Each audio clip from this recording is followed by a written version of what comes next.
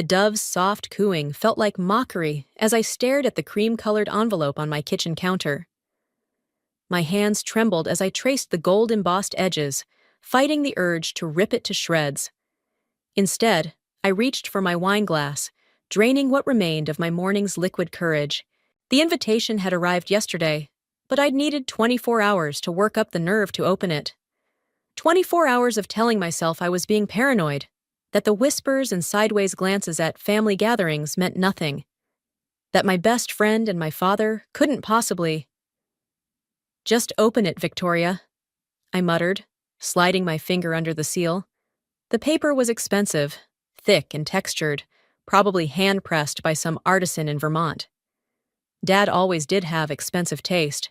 The words hit me like a physical blow. "Join us in celebrating the union of Randall Sanderson and Delaney Horton."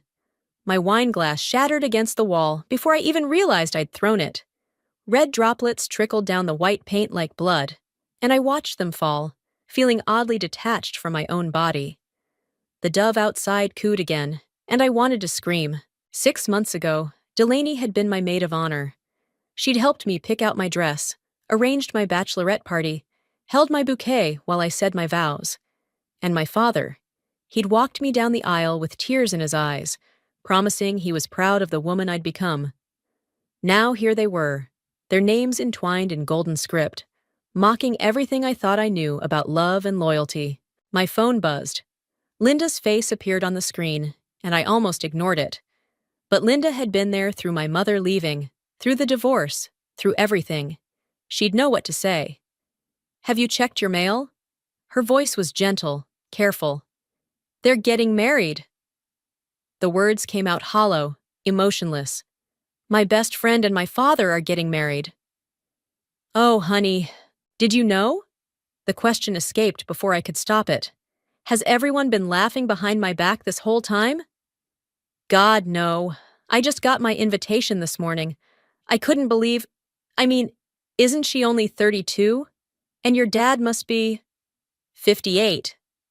I pressed my forehead against the cool kitchen window. "He's 58, and she was at my wedding 6 months ago, pretending to be my best friend while she was—" My voice cracked. The memory hit me like a sucker punch, Dad pulling me aside at my reception, his eyes bright with something I'd mistaken for joy. "Sweetheart," he'd said, squeezing my hands, "I know I haven't always been the father you deserved, but I promise I'm going to give you something better. Something that will make up for everything." I'd thought he meant he was finally going to be present, to be the dad I'd needed since Mom left. Instead, he'd been planning to become my father-in-law. "I should have seen it," I whispered, more to myself than Linda. All those times she came over for family dinner, how she always asked about him, always laughed too hard at his jokes. I thought she was just being nice, trying to include him because she knew how much I wanted a real family again. "This isn't your fault," Linda said firmly. "They're the ones who betrayed you. They're the ones who—" "The wedding's in 3 months. I cut her off, reading the date again. "At the Rosewood Hotel, where I got married."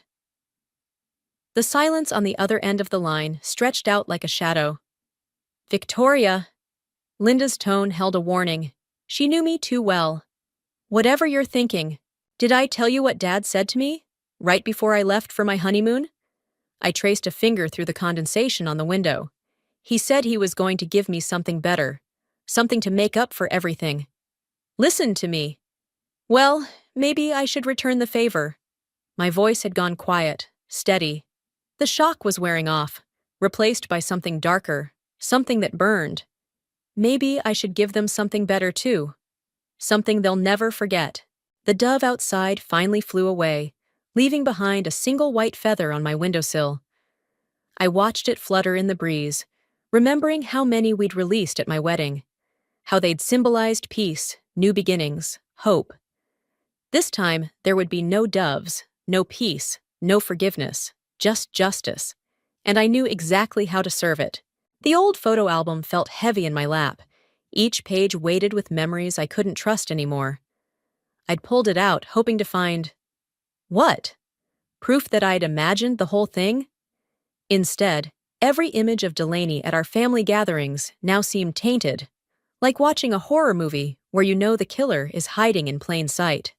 "You need to eat something," Linda said from my kitchen, the clatter of dishes punctuating her concern. "When's the last time you had an actual meal?" I flipped to a photo from last Christmas.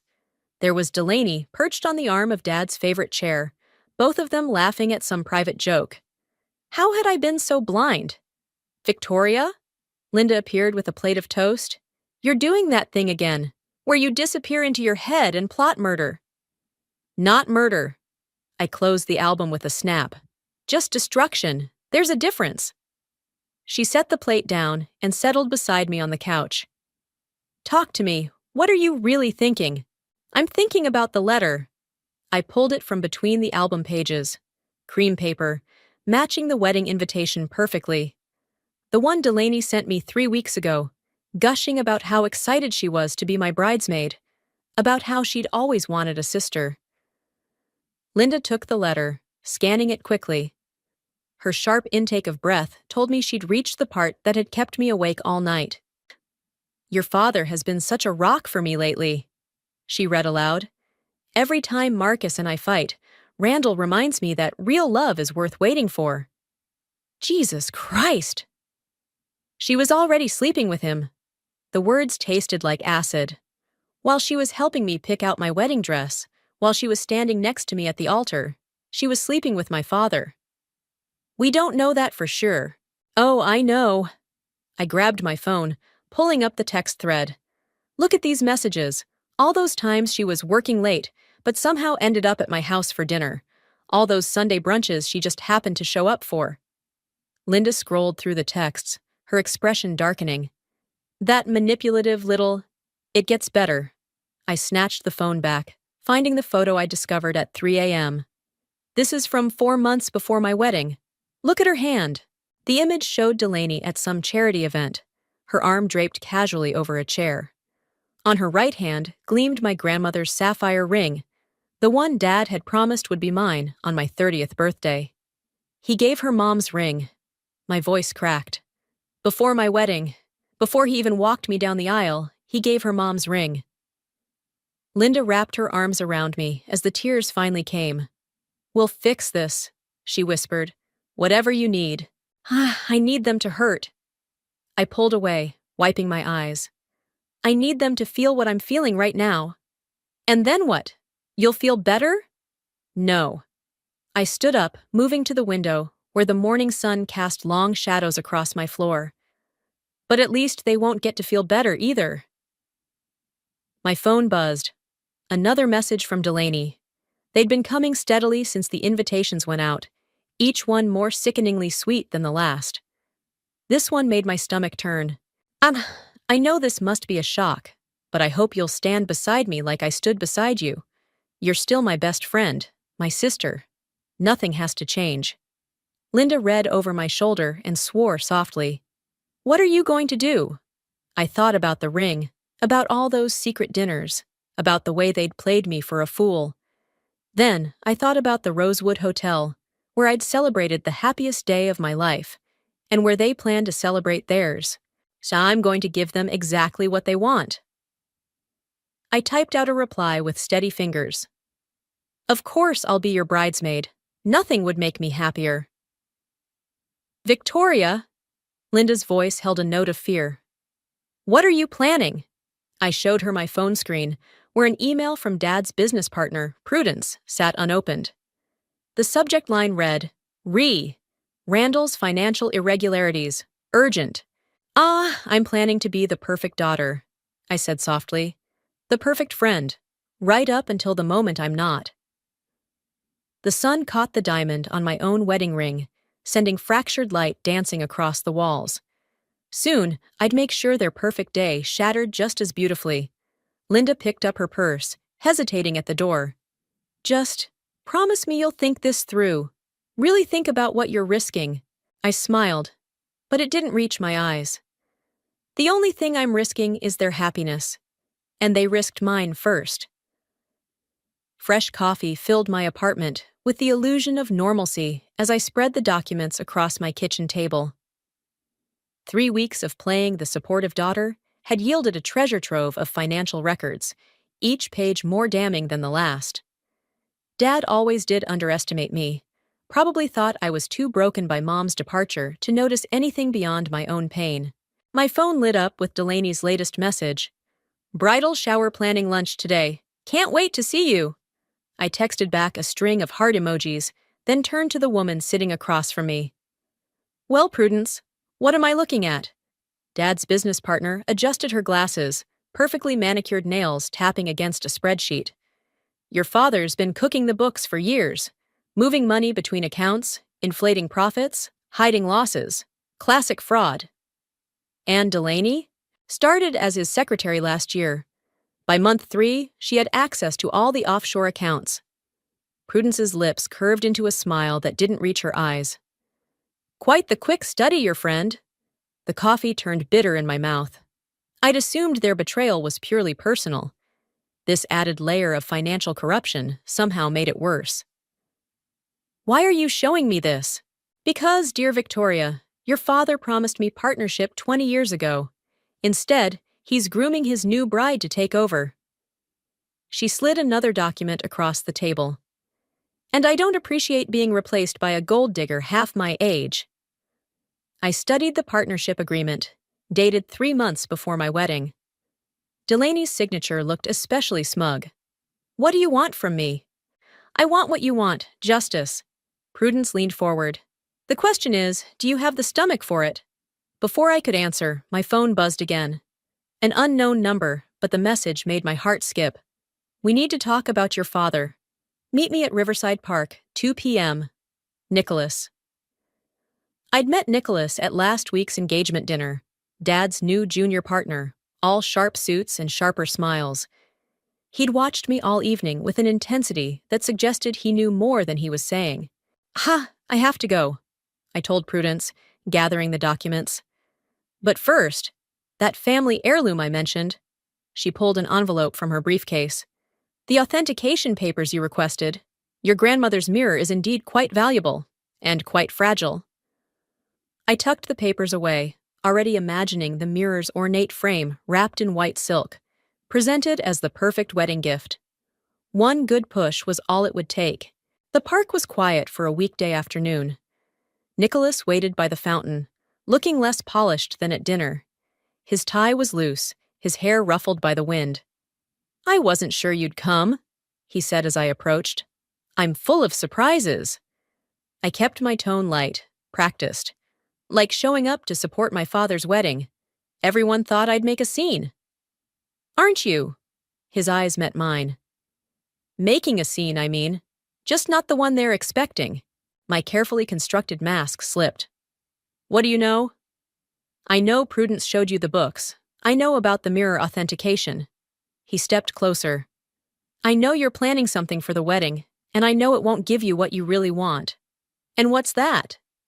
"Peace." His voice softened. "The kind that doesn't come from revenge. You don't know anything about what I want." But my hands were shaking as I turned away. "So, I know your mother left when you were 12. I know you've spent every day since trying to prove you're worth staying for." He caught my arm gently. "And I know your father and Delaney deserve whatever's coming to them. I just don't think you deserve what it'll do to you." Tears burned behind my eyes. "Why do you care?" "Because I've been where you are, wanting to burn everything down just to feel the heat." He released my arm. "But I also know something about your father's business that could change everything, something not even Prudence has figured out." My phone buzzed. Delaney, reminding me about lunch. The perfect opportunity to play my role, to advance my plan, to move one step closer to destroying them both. But Nicholas's words had cracked something open inside me, exposing a truth I'd been avoiding. Revenge might break them, but it was already breaking me. "What do you know?" I asked finally. He pulled out his phone, showing me an email chain that made my blood run cold. "The question is, what are you going to do about it?" The answer would change everything. I just didn't know if I was ready for what that meant. Rain tapped against the window of the bridal boutique, matching the hollow rhythm in my chest as Delaney twirled in another white dress. The email chain from Nicholas played on repeat in my mind. Proof that Dad's company wasn't just committing fraud. They were laundering money for people who made fraud look like child's play. What do you think of this one? Delaney's voice pulled me back. She smoothed the silk against her hips, and I forced myself to smile. Beautiful, I lied, noting how the fitted bodice highlighted her youth, how the sweep of fabric emphasized everything my father apparently couldn't resist. But maybe something more traditional. Her face fell exactly as I'd intended. You're right. Your dad mentioned loving those classic ball gowns. My phone buzzed. Nicholas again. We need to talk. What you're planning could get people hurt. I muted it, focusing instead on Delaney's reflection. She was studying me in the mirror, her expression suddenly sharp beneath the bridal glow. I know this is hard for you, she said softly. Seeing me with Randall. Not at all. I stood, reaching for a dress with a dramatically low back. Try this one. Dad always did appreciate a good view. The barb landed. Her cheeks flushed, but she rallied quickly. I love him, Victoria. This isn't some game or midlife crisis. What we have is real. Real enough to steal my mother's ring? The words escaped before I could stop them. She froze, one hand instinctively covering her right hand where the sapphire should have been. He told you? He didn't have to. I saw you wearing it months ago. I moved closer, voice dropping. Where is it now, Delaney? Did you lose it already? Or did Dad take it back when he realized someone might notice? It's not what you think. She grabbed my arm as I turned away. Your father gave it to me as a promise, yes, but what? You were just borrowing it? Testing it out like you tested out my father? He was lonely. Her composure cracked. After your wedding, he was so lost, talking about missed chances, about growing old alone. I only meant to be there for him as a friend, but you couldn't resist the business opportunity? I watched her face carefully. The partnership agreement must have been quite a bonus. Something flickered in her eyes. Confusion? Fear? What partnership agreement? Before I could press further, my phone buzzed again. This time it was Linda. Prudence called. Something's wrong. Get out of there now. The boutique's door chimed. Dad walked in, his presence filling the small space like smoke. Sweetheart, I thought I might find you here. He moved to kiss Delaney, but his eyes never left me. Those same eyes that had watched me grow up, that had shed tears at my wedding, now held something calculating and cold. Victoria was just helping me choose a dress, Delaney said, but her voice had changed. Higher, nervous. How thoughtful. Dad straightened his tie, a tell I remembered from childhood. He was worried about something. Though I'm surprised you have time, given how busy you've been with Prudence. The air thickened with unspoken threats. I thought of the documents hidden in my apartment, of the authenticated mirror, waiting to shatter their perfect day, of Nicholas's warning about people getting hurt. Just being a supportive daughter, I said, gathering my purse. Like you always wanted. Funny thing about support? He stepped between me and the door. It works both ways. For instance, I've always supported your career. Would hate to see anything happen to that new promotion of yours. My heart stuttered. Are you threatening me? Of course not. His smile was gentle, practiced. Just reminding you that families should protect each other, not go digging through old financial records. Delaney made a small sound behind me. When I glanced back, she was clutching the wedding dress like armor, her face pale. She hadn't known, I realized, about any of it. I should go, I said, pushing past him. Lots of wedding plans to arrange. His hand caught my arm, gripped tight enough to bruise. Victoria. His voice dropped to a whisper. Don't make me choose between my daughters. I'm not your daughter anymore. I pulled free. I'm just the person who's going to make you pay for everything you've done. The rain had picked up as I fled the boutique, but I barely felt it. My phone lit up with Nicholas's latest message. Whatever you're planning with that mirror, don't. There are better ways. Let me help. But as I thought of Dad's threats, of Delaney's false innocence, of everything they'd stolen from me, I knew there was no turning back. The mirror would shatter, and with it, every lie they'd built their love upon. Even if it shattered me too. Delaney's laugh echoed through the hotel lobby, the same bright sound I'd heard at countless girls' nights, now tainted by knowledge of what she'd been hiding. I gripped the mirror's authentication papers in my purse, watching her charm the wedding coordinator, with practiced ease.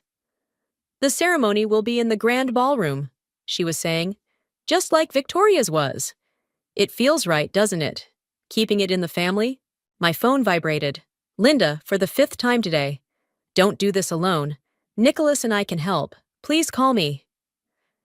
I ignored it, focusing instead on the way Delaney's hand trembled slightly as she signed the venue contract. The sapphire ring was still conspicuously absent from her finger. "Victoria!" She spotted me, waving as if we were still best friends meeting for coffee. "Perfect timing. We're just finalizing the details." The coordinator smiled professionally. "How wonderful to have you back. Your wedding was absolutely stunning." "Yes," I said, matching Delaney's false brightness. "Dad certainly knows how to make a wedding memorable." Delaney's smile flickered. Since the boutique confrontation, she'd been watching me differently. Less like a friend, and more like someone calculating the distance to the nearest exit. "Speaking of memorable," I pulled out the mirror's papers. "I've finally decided on your wedding gift." "Oh?" Her voice lifted with genuine curiosity. "Grandmother's mirror. The one that hung in the entrance hall when we were growing up." I watched her face carefully. Dad always said it should stay in the family. Something dark passed behind her eyes. That's so thoughtful. But are you sure? I know how much you loved that mirror." Insisted on it, actually." Dad's voice cut through the lobby like a blade. He appeared beside Delaney, hand possessive on her waist. "Wouldn't take no for an answer." The coordinator excused herself, leaving us in a triangle of tension. I could feel Dad analyzing my every movement, looking for signs of the trap he knew I was setting. "Well," Delaney said brightly, "we should discuss the seating arrangements while you're here, for the reception. Actually," I stepped closer, lowering my voice, "I was hoping to speak with you alone, about what happened at the boutique." Dad's fingers tightened on Delaney's waist. "Sweetheart, we have that meeting. It's fine." Delaney touched his arm. "Give us a minute?" He hesitated, then kissed her cheek. "Don't be long." But his eyes met mine in clear warning before he walked away. We found a quiet corner near the hotel bar. Delaney ordered a martini with shaking hands. "The partnership agreement," she said before I could speak. "The one you mentioned. I never signed anything like that." "I've seen your signature." "Then it's forged." She downed half her drink. "Look, I know how this looks. Poor little secretary seducing the boss, getting her hands on company secrets. But I swear, Victoria, I didn't know about any of it until recently." "And now that you do?" "Now I'm in too deep." Her voice cracked.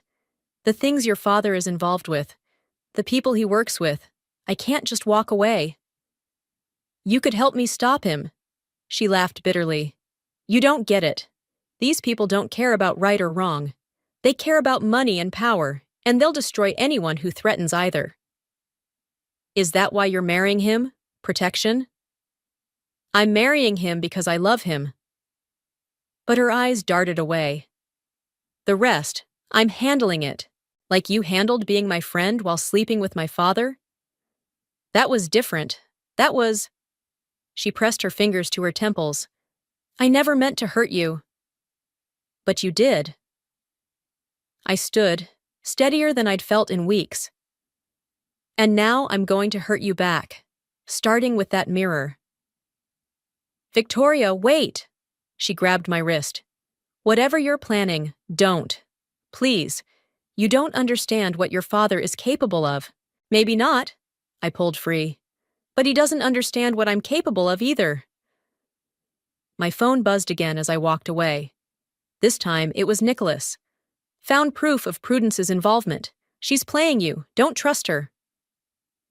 I stared at the message, thinking of Delaney's warning, of Dad's threats, of all the pieces moving in shadows I couldn't quite see. The mirror suddenly felt less like a weapon and more like a trigger, one that might set off an explosion I couldn't control. But as I watched Dad return to Delaney, watched him kiss her like he hadn't just threatened his own daughter, I knew it was too late to change course. The mirror would shatter tomorrow, and with it, every carefully constructed lie they'd built their world upon. I just had to survive what came after. The scent of roses filled my apartment, sickeningly sweet as I stared at the mirror propped against my wall. Its ornate frame caught the morning light, casting elaborate shadows that seemed to writhe and twist.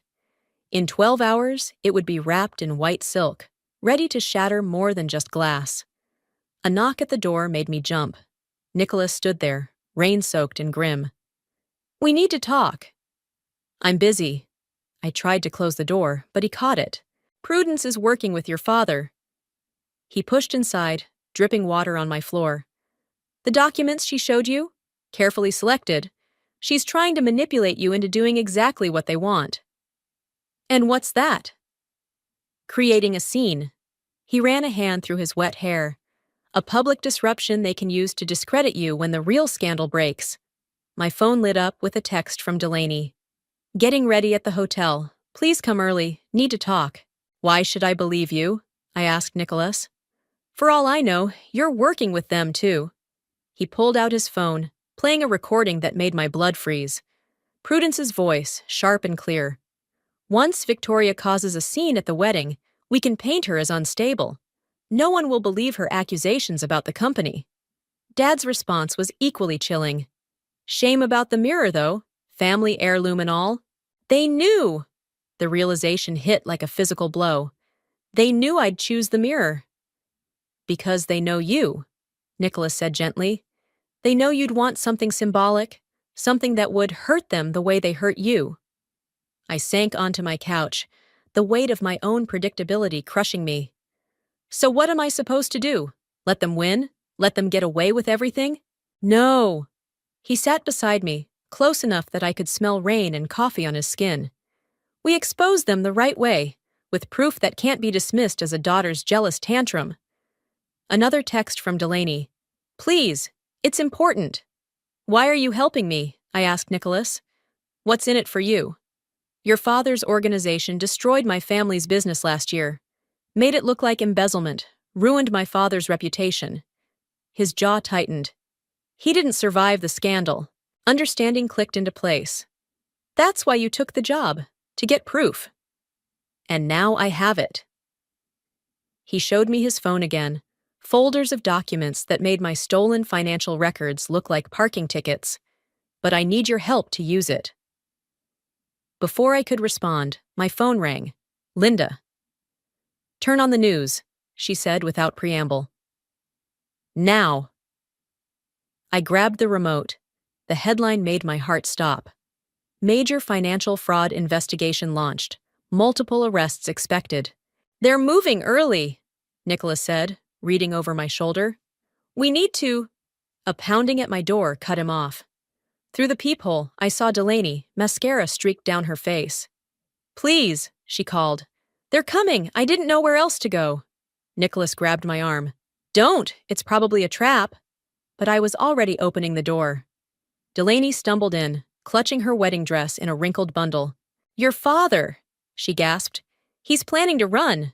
Tonight, during the reception. Everything's been arranged.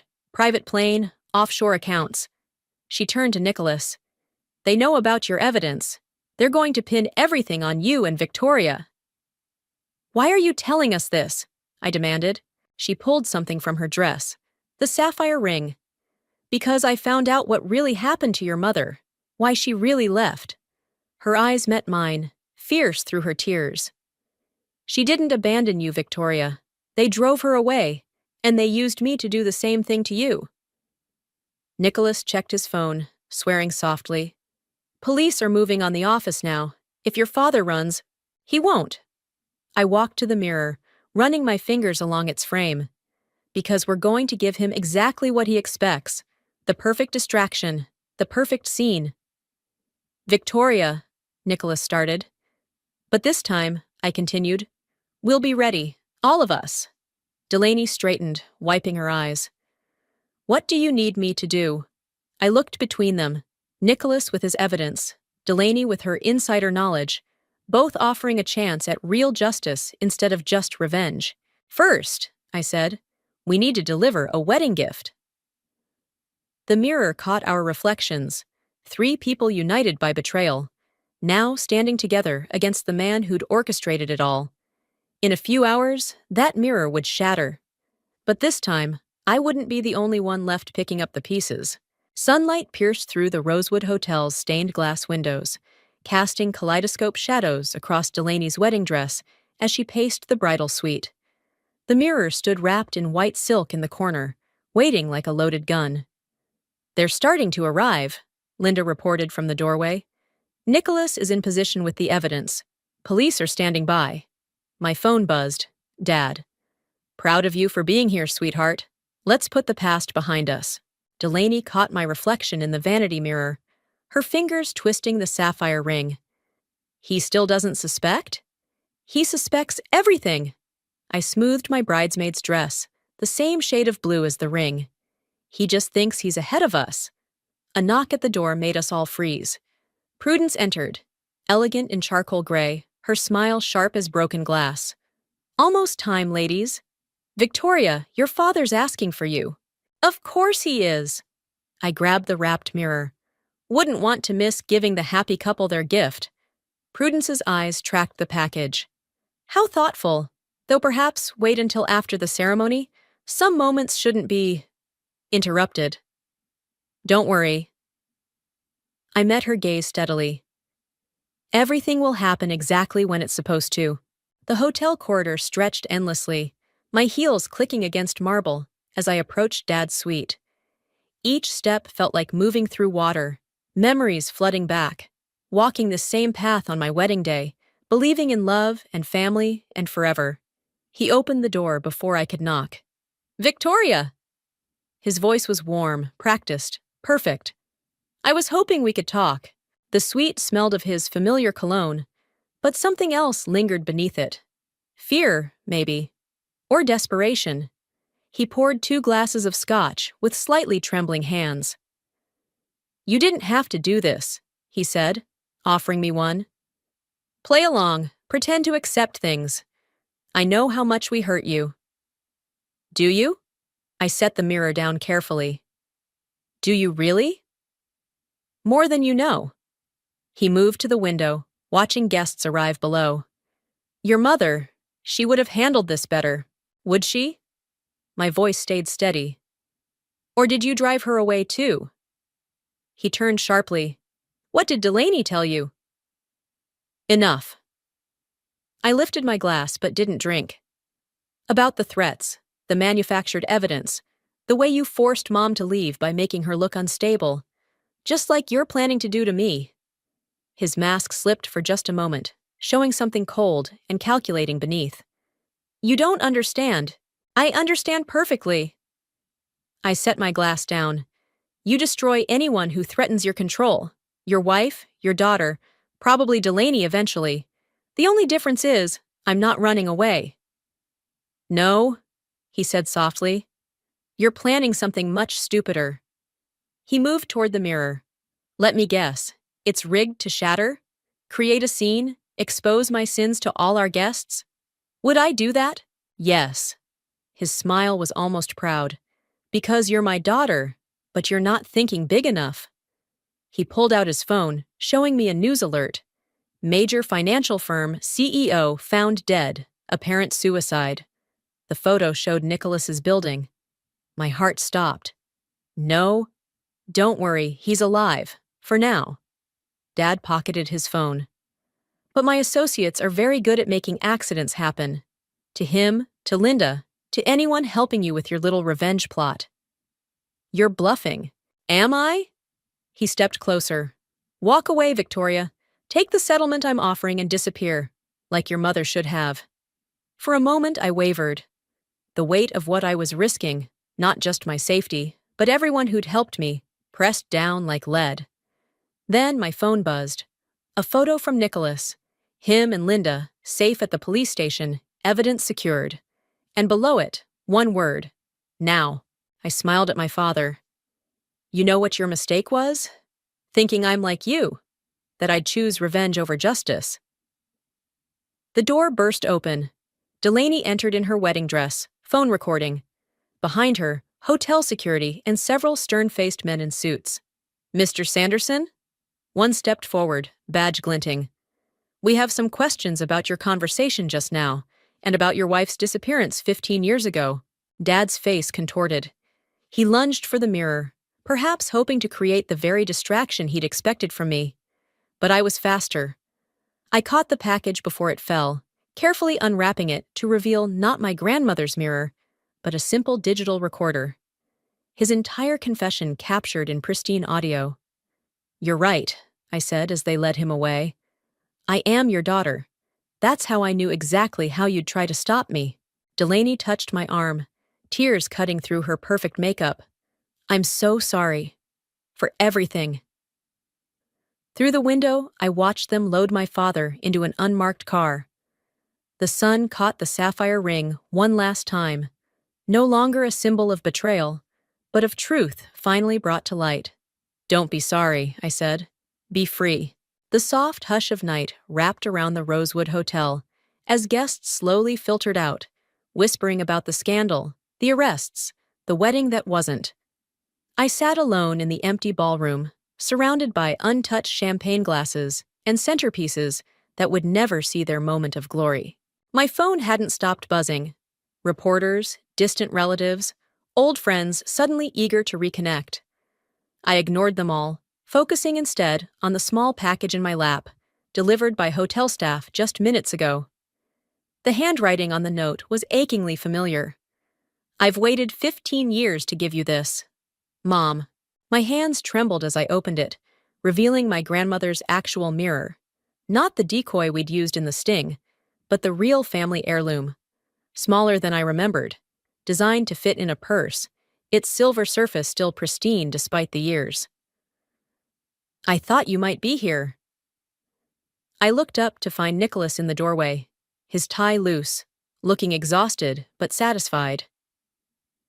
The police have your father's full confession, and Prudence's. They're cooperating to avoid additional charges. Did they say anything about my mother? Better. He sat beside me. They found her. She's been living in Seattle, working as a legal advocate for women escaping financial abuse.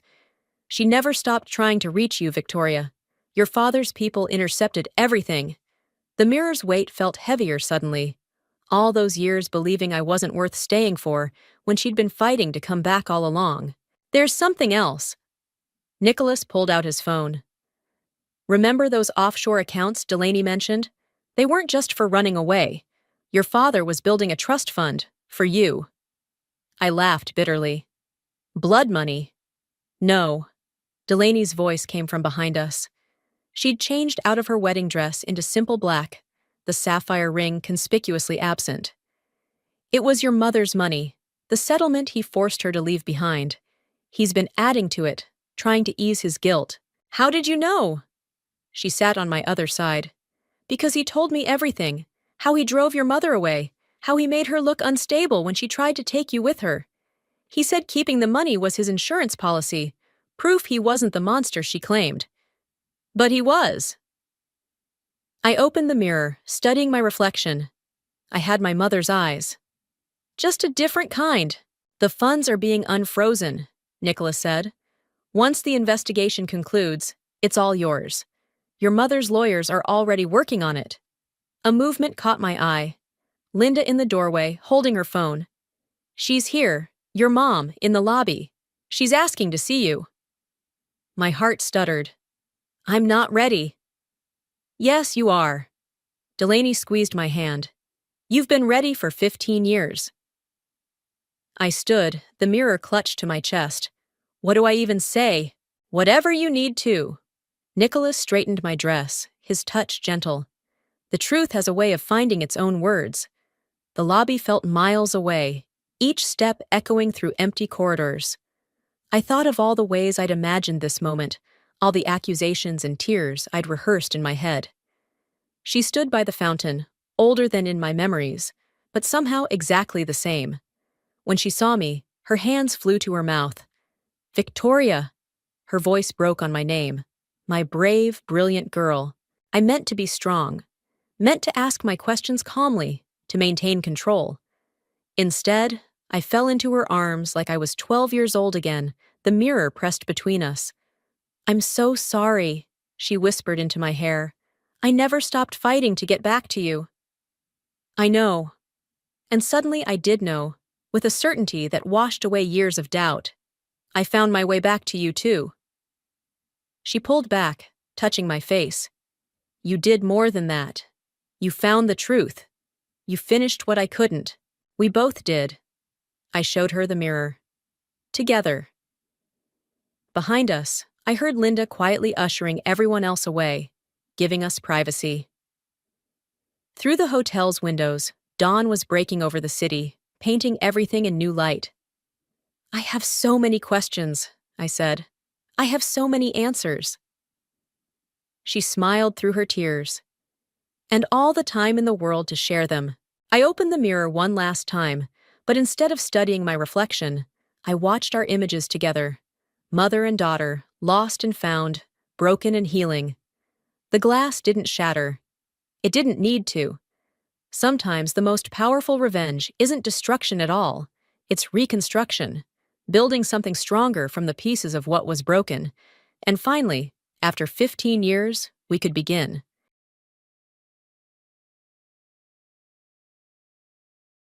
Hi there, I'm Marla. My parents gave me a birthday trip for turning 18, but when I came home, the locks were changed. No goodbye, no warning, just trash bags on the porch, and a letter that said, "You'll figure it out." But that wasn't even the worst part. They told the whole family I chose to leave. While they erased me from their lives, their will, and even their memories, now they want to be in my son's life after pretending I never existed? What kind of family does that? I'm not usually the kind of woman who remembers exact dates, except one. May 11th, 2007. That was the weekend my life split in half. So clean and so cruel, you could draw a straight line through who I was before and who I became after. Back then, I had just turned 18. I was still naive enough to believe my parents loved me in the way parents are supposed to. I thought the world, my world, was solid. Clyde and Lorene Denovan were never affectionate in public, but that weekend they surprised me with a smile. Something warm, rare, almost unsettling. "We got you something special," Mom said, setting down a brown leather envelope on the kitchen counter. "All expenses paid? Sedona, just for the weekend. You deserve it, Marla." I blinked, confused. "You're serious?" "Of course," she said. "You're growing up. This is your time." Dad clapped me on the back like I was a coworker who'd just made quota. "You'll love it up there. Clean air, red rocks, peace and quiet." I should have known something was off by how rehearsed it all sounded, but I didn't want to ruin it. I was too starved for approval. So I packed my overnight bag, charged my Nokia, and hopped on the shuttle they'd already arranged.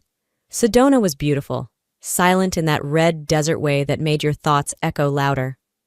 I hiked Bell Rock, bought a turquoise bracelet at one of those roadside crystal shops, even wrote a postcard I never got around to mailing.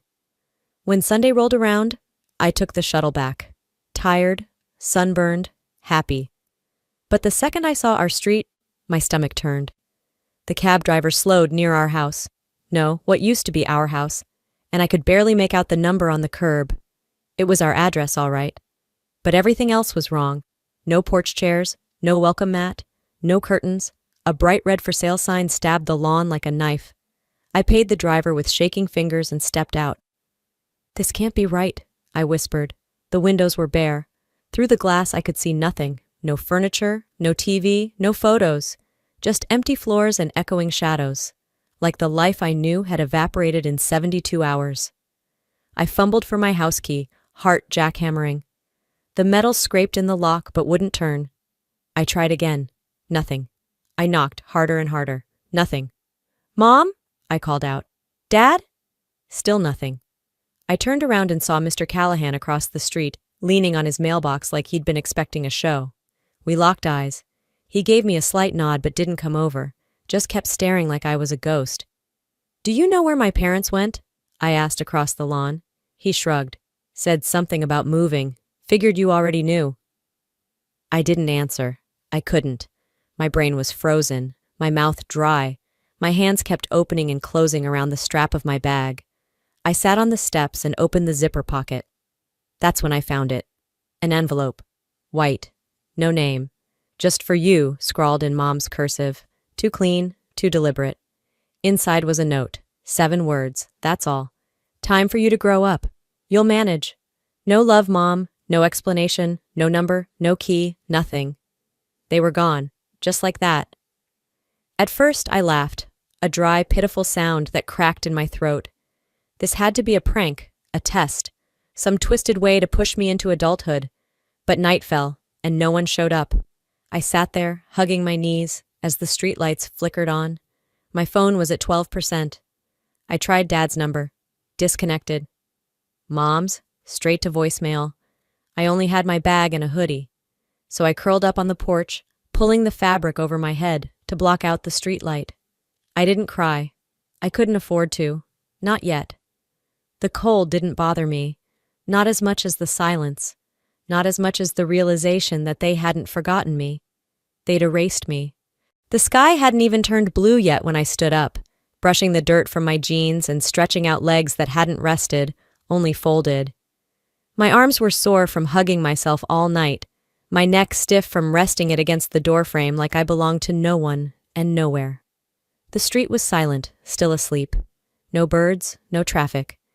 Just that kind of dead quiet that makes you feel like the world forgot to wake up with you. I knocked on Mr. Callahan's door. Twice. No answer. I didn't blame him. I wouldn't have opened the door either for a girl who looked like she'd spent the night surviving her own family. I walked down the street and turned left onto Bicknell Avenue, where the Parkers still had one of those old payphones bolted outside their garage. The receiver smelled like pennies and cigarette ash, but it worked. I didn't know Aunt Berta's number by heart, but I'd written it down once inside my address book, the one my mom said only old ladies use. Guess it came in handy when your parents ghost you.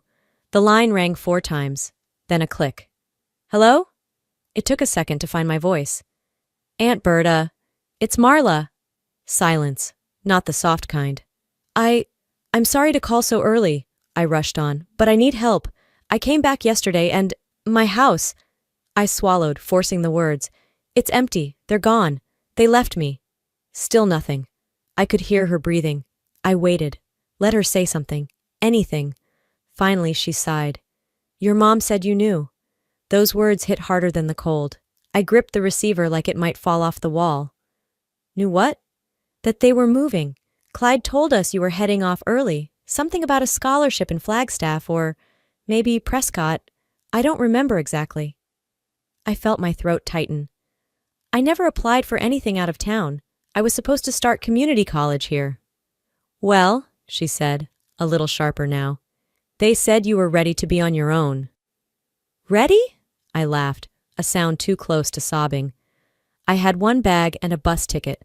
No apartment, no key, no notice, just nothing.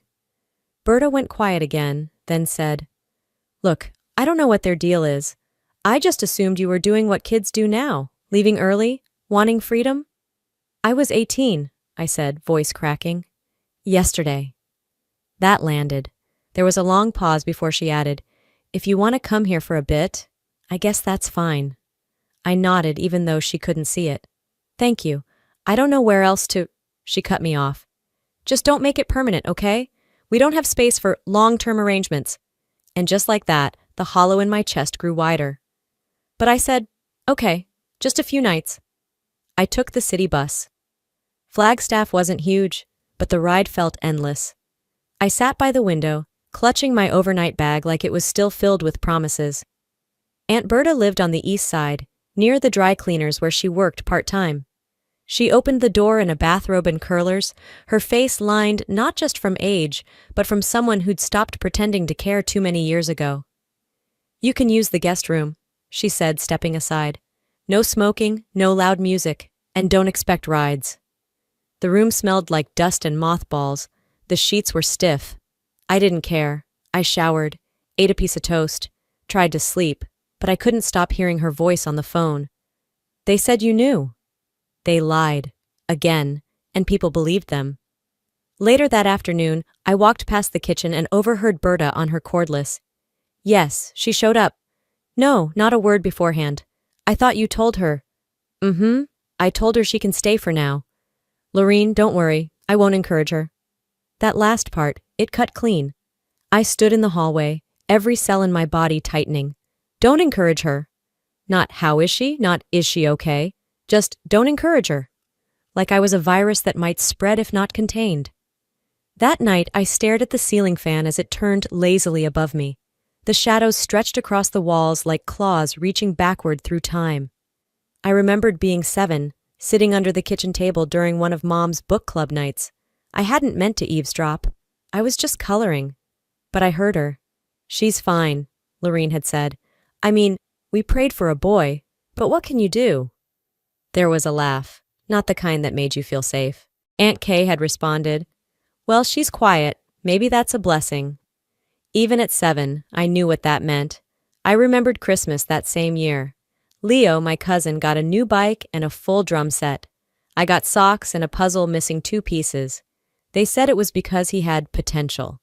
I was sweet, like that was enough. Now I could see it for what it was. I'd been unwanted since the beginning. Not for something I did, but for what I wasn't. And the truth sat with me like a weight I couldn't shake. The next morning, I asked Aunt Berta if she'd heard anything else from Lorene. She didn't even look up from her coffee. She said don't call her, said you'd figure it out. I nodded. Quiet, mechanical, but inside something hardened. They didn't just leave, they erased me, and the people around them helped paint me invisible. That night, staring at the ceiling, I stopped thinking of them as my parents. A week after I stopped calling them my parents, Aunt Berta slid a folded paper across the table during breakfast. Her nail tapped it once, then she returned to her bowl of oatmeal like it wasn't a grenade. It was a job listing, a dishwasher position in Tempe, part-time cash tips. Folded inside was a one-way bus ticket. No note, no explanation. That morning, she didn't say, you have to leave. She didn't have to. I got the message. I left the next day without a goodbye. Tempe was a different world. Louder, warmer, and full of strangers who didn't care where I'd come from or where I was going. I stayed on a couch in a dingy apartment near the ASU campus with a girl I used to know in high school, Shira. She smoked cloves and talked about transferring to a better school in California. Her boyfriend slept over most nights and clearly hated that I was there. After a week, she stopped answering my texts. After 2, I was sleeping in the break room of the diner where I washed dishes 6 nights a week. It was the kind of place that smelled like burnt coffee and regret. Old vinyl booths, broken jukebox in the corner, fry cook named Larry who called everyone champ. The manager let me stay on a cot in the back for a few days, until corporate found out and said it was a liability issue. Then I moved to the back seat of my car. It wasn't a glamorous breakdown. There was no montage music or cathartic sobbing into the windshield, just exhaustion, just trash bags with my clothes in them, a pair of fast food shoes under the seat, and a scratchy blanket that barely covered my legs. Some nights I parked at the Walmart off McClintock. It was open 24/7, and I could slip in, pretend I was shopping, splash cold water on my face in the bathroom. I used to count the number of hours I hadn't spoken to anyone. I stopped after I hit 3 days. One Tuesday, after my shift, I went to the local aid center. A social worker named Diane, late 40s, tight curly hair and glasses with a leopard print frame, sat me down and said, "Let's go over what you're eligible for." She clicked through a screen. "Parents' income?" "None," I said flatly. They cut me off. "Are you listed on any life insurance plans or college savings?" "I don't know." She looked up. "We can check." I gave her my info. She tapped, typed, waited. Then her eyes narrowed. "Huh, your father, Clyde Ashbourne, right?" I nodded. He had a policy through his employer. You were listed until 3 months before your 18th birthday. My stomach dropped. "What do you mean?" "Your name was removed. No contingent beneficiary listed after. The file was finalized right before he changed jobs." I swallowed. So they scrubbed me out. She didn't respond right away, just nodded, slowly. You're not listed on anything else, she added softly. Not college accounts, not trust funds, not even emergency contacts. That night, I sat in my car under a flickering streetlight. The blanket I'd bought for $3 at Goodwill was wrapped around my knees. I had exactly $27 in tips folded in my pocket. I stared at my reflection in the rearview mirror. No one was coming. No one was fighting for me. No one even had to lie about why I wasn't around anymore, because no one was asking. They hadn't just forgotten me. They'd erased the paper trail, scrubbed me clean like I'd never existed. And I realized, maybe that was always the point. I remembered Mom, Laureen, telling people I was low maintenance. Translation, I didn't ask for anything. I stayed out of the way. I didn't need much. She'd used that as a compliment. Now I saw it as a warning. They knew I wouldn't fight back. They counted on it. I pressed my hand against the window. The glass was cold. I didn't cry. I'd learned not to waste water on people who pretended I was invisible. But I made a decision. If I survived this, if I ever got out of that parking lot, out of those damn dish gloves, out of that car that smelled like grease and spilled Coke and loneliness, I wasn't just going to live. I was going to make a life so big, so undeniable, they'd have to squint to pretend I never existed. They could keep their legacy. I was going to build mine. Trent was feeding Milo mashed banana when my phone buzzed on the kitchen counter. I didn't rush to check it. That kind of vibration, short, sharp, usually meant a spam message or some promotional thing I hadn't unsubscribed from. But something in the pit of my stomach tugged. And when I saw the sender, I froze. Hi, sweetheart. How have you been all these years? No name, just a number I didn't recognize. But I knew that voice, even in text. It had rhythm, like someone used to being heard, not questioned. Laureen. I sat down at the table, my heart suddenly too loud in my chest. 16 years. Not a word. No calls. No apology. And now, this? I stared at the message so long the screen dimmed. When I tapped it back to life, another message had arrived. We'd love to meet our grandson. My hands clenched. I looked at Milo, his cheeks sticky with fruit, and my body turned to stone. Then a third. Don't keep him from his family. That's not fair to him. Fair? I almost laughed. Trent noticed my face and tilted his head. You okay? I handed him the phone. He read, then looked up with the same face he uses when the dishwasher breaks. Calm, but calculating. She wants access, not a relationship. Don't let her in. I didn't respond. I couldn't. Not yet. My fingers were shaking too badly. I stepped outside, walked barefoot onto the porch, and sat down on the swing Trent had built last spring. The wind carried the scent of lemon blossoms. It should have been calming. Instead, I felt like I'd swallowed fire. They didn't say sorry, didn't acknowledge the years they carved out of me like I was a rot they had to cut off, didn't ask what I'd been through, didn't ask if I was okay, just demanded, like it was owed. I typed one sentence back. You had 18 years to act like parents. You gave that up the day you disappeared. Then I blocked the number. It felt final, but it wasn't. Because 2 days later, Trent got a call from his mom in Mesa. Clyde was asking about you, she said. Said he was hoping to reconnect. Trent narrowed his eyes at me when he hung up. You think Berta gave them your number? I hadn't spoken to her in years. Not since Milo was born. She hadn't reached out, hadn't sent a card, hadn't even liked a baby photo on Facebook. But somehow, they'd found me. I called her. She picked up on the second ring. Marla, she said, a little too chipper. Wow, it's been forever. I need to ask you something. Did you give my number to Laureen? Silence. I don't think so. No, I don't think I ever had your new number, did I? I didn't believe her.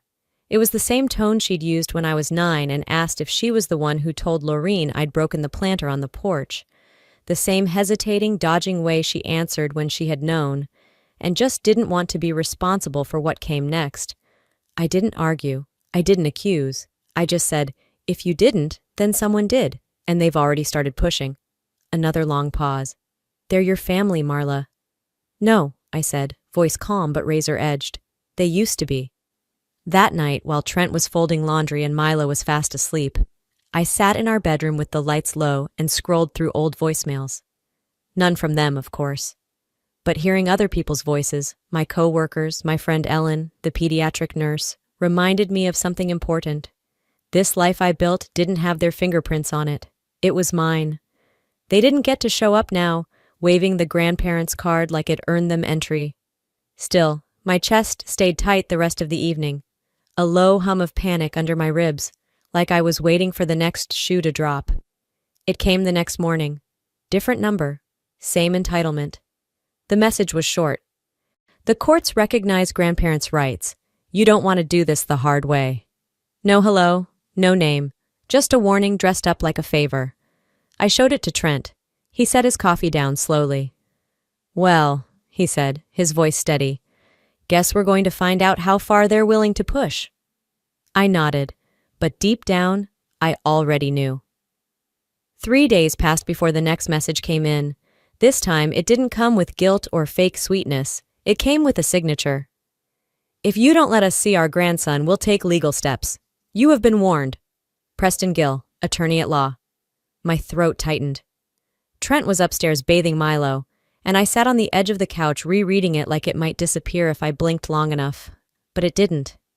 Instead, the words only grew bolder, like they'd been waiting, lurking, ready to strike once they thought I was too tired to fight.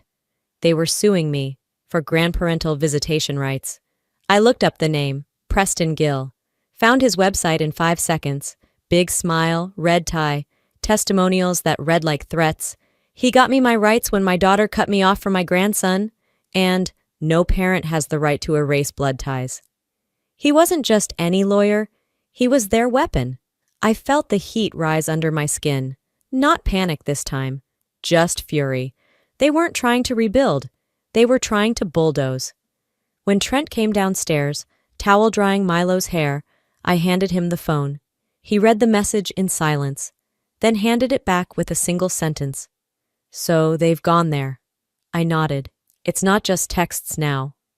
He sat beside me and pulled Milo into his lap. Then we do it right. We don't panic. We build our case. I wanted to believe him, but I couldn't help the tremor in my voice.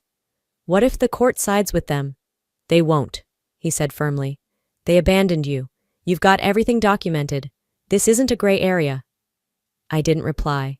Instead, I called Janine, his mom. She picked up immediately. Marla, I was just about to call you, she said. I think you should hear this. She forwarded me a voicemail she'd received from Lorene 2 nights ago. It was staticky, but clear enough. She's forcing our hand. Lorene's voice crackled through the recording. If she won't open the door, we'll force it through court. Clyde's got a lawyer. He knows what he's doing. We're not just going to sit back and be erased. I stared at the wall. It wasn't even about Milo. It was about control. Pride. They didn't want connection. They wanted power. So I called a lawyer, Greta Vaughn. I'd met her years ago at a parenting seminar through work, and I remembered she specialized in family rights cases. Her assistant picked up on the second ring and scheduled me for a consult the next day. The office was tucked inside a brown brick complex off Speedway. No frills, no polished marble, just a calm, measured space that smelled faintly of old books and eucalyptus. Greta had a warmth to her, calm eyes, gray streaks in her ponytail, and a tone that felt like both comfort and warning. She let me talk. I told her everything. The house, the trip, the erasure, the years of silence, the sudden return. She didn't interrupt, just took notes, asked for screenshots, voicemails, any documented timeline. When I finished, she sat back and folded her hands. You have a solid case, she said. Arizona law allows grandparents to request visitation, but only in certain conditions, and they've never even met your son. They're saying I'm keeping him from his blood family. She raised an eyebrow. You're his real family. They lost that right when they walked away from you. I nodded. They won't stop. They don't see this as wrong. They think I'm punishing them. Greta leaned forward. This isn't about punishment, it's about protection.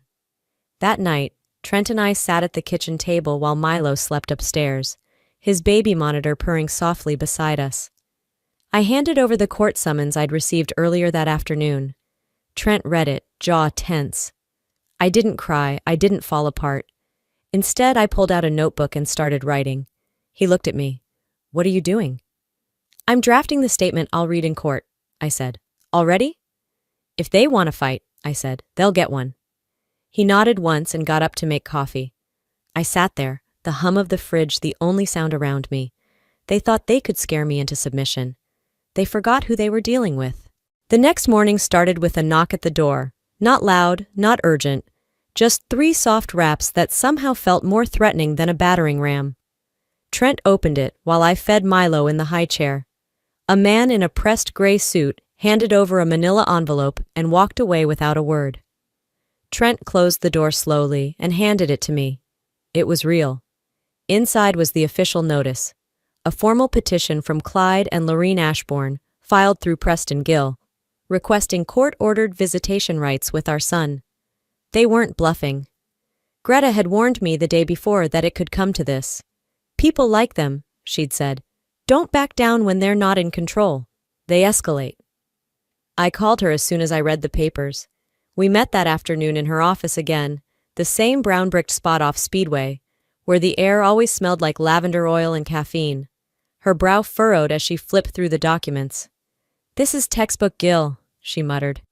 "Emotionally framed, legally vague, just enough implication to rattle you, but not enough substance to win." She tapped her pen on the desk. "We'll bury it in facts." That's when she opened a file her assistant had pulled together the night before, one I hadn't even asked for. "Take a look at this." It was a civil lawsuit from 2006. Clyde Ashbourne, my father, had been sued by his employer for misappropriating company funds. A quiet case, settled quickly, but not before he'd liquidated assets to avoid criminal charges. The house, the one they told me they sold because it was time I stood on my own, had been part of that liquidation. It hadn't been about growth, it had been about running. He got off easy, Greta said, because he paid it back fast, but he did it by selling everything.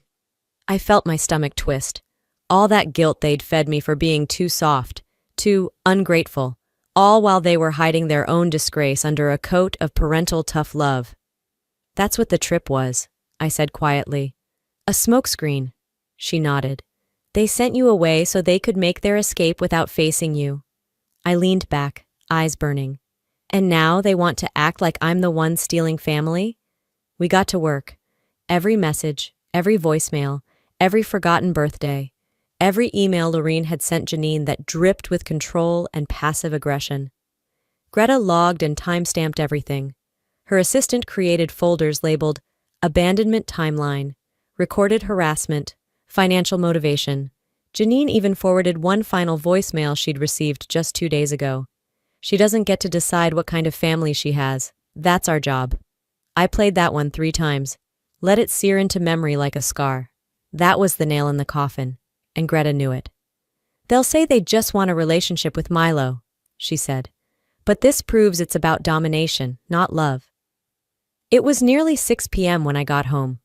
Trent had dinner ready, something simple, comforting, roasted chicken and rice, and a side of roasted broccoli Milo smeared across the tray more than he ate.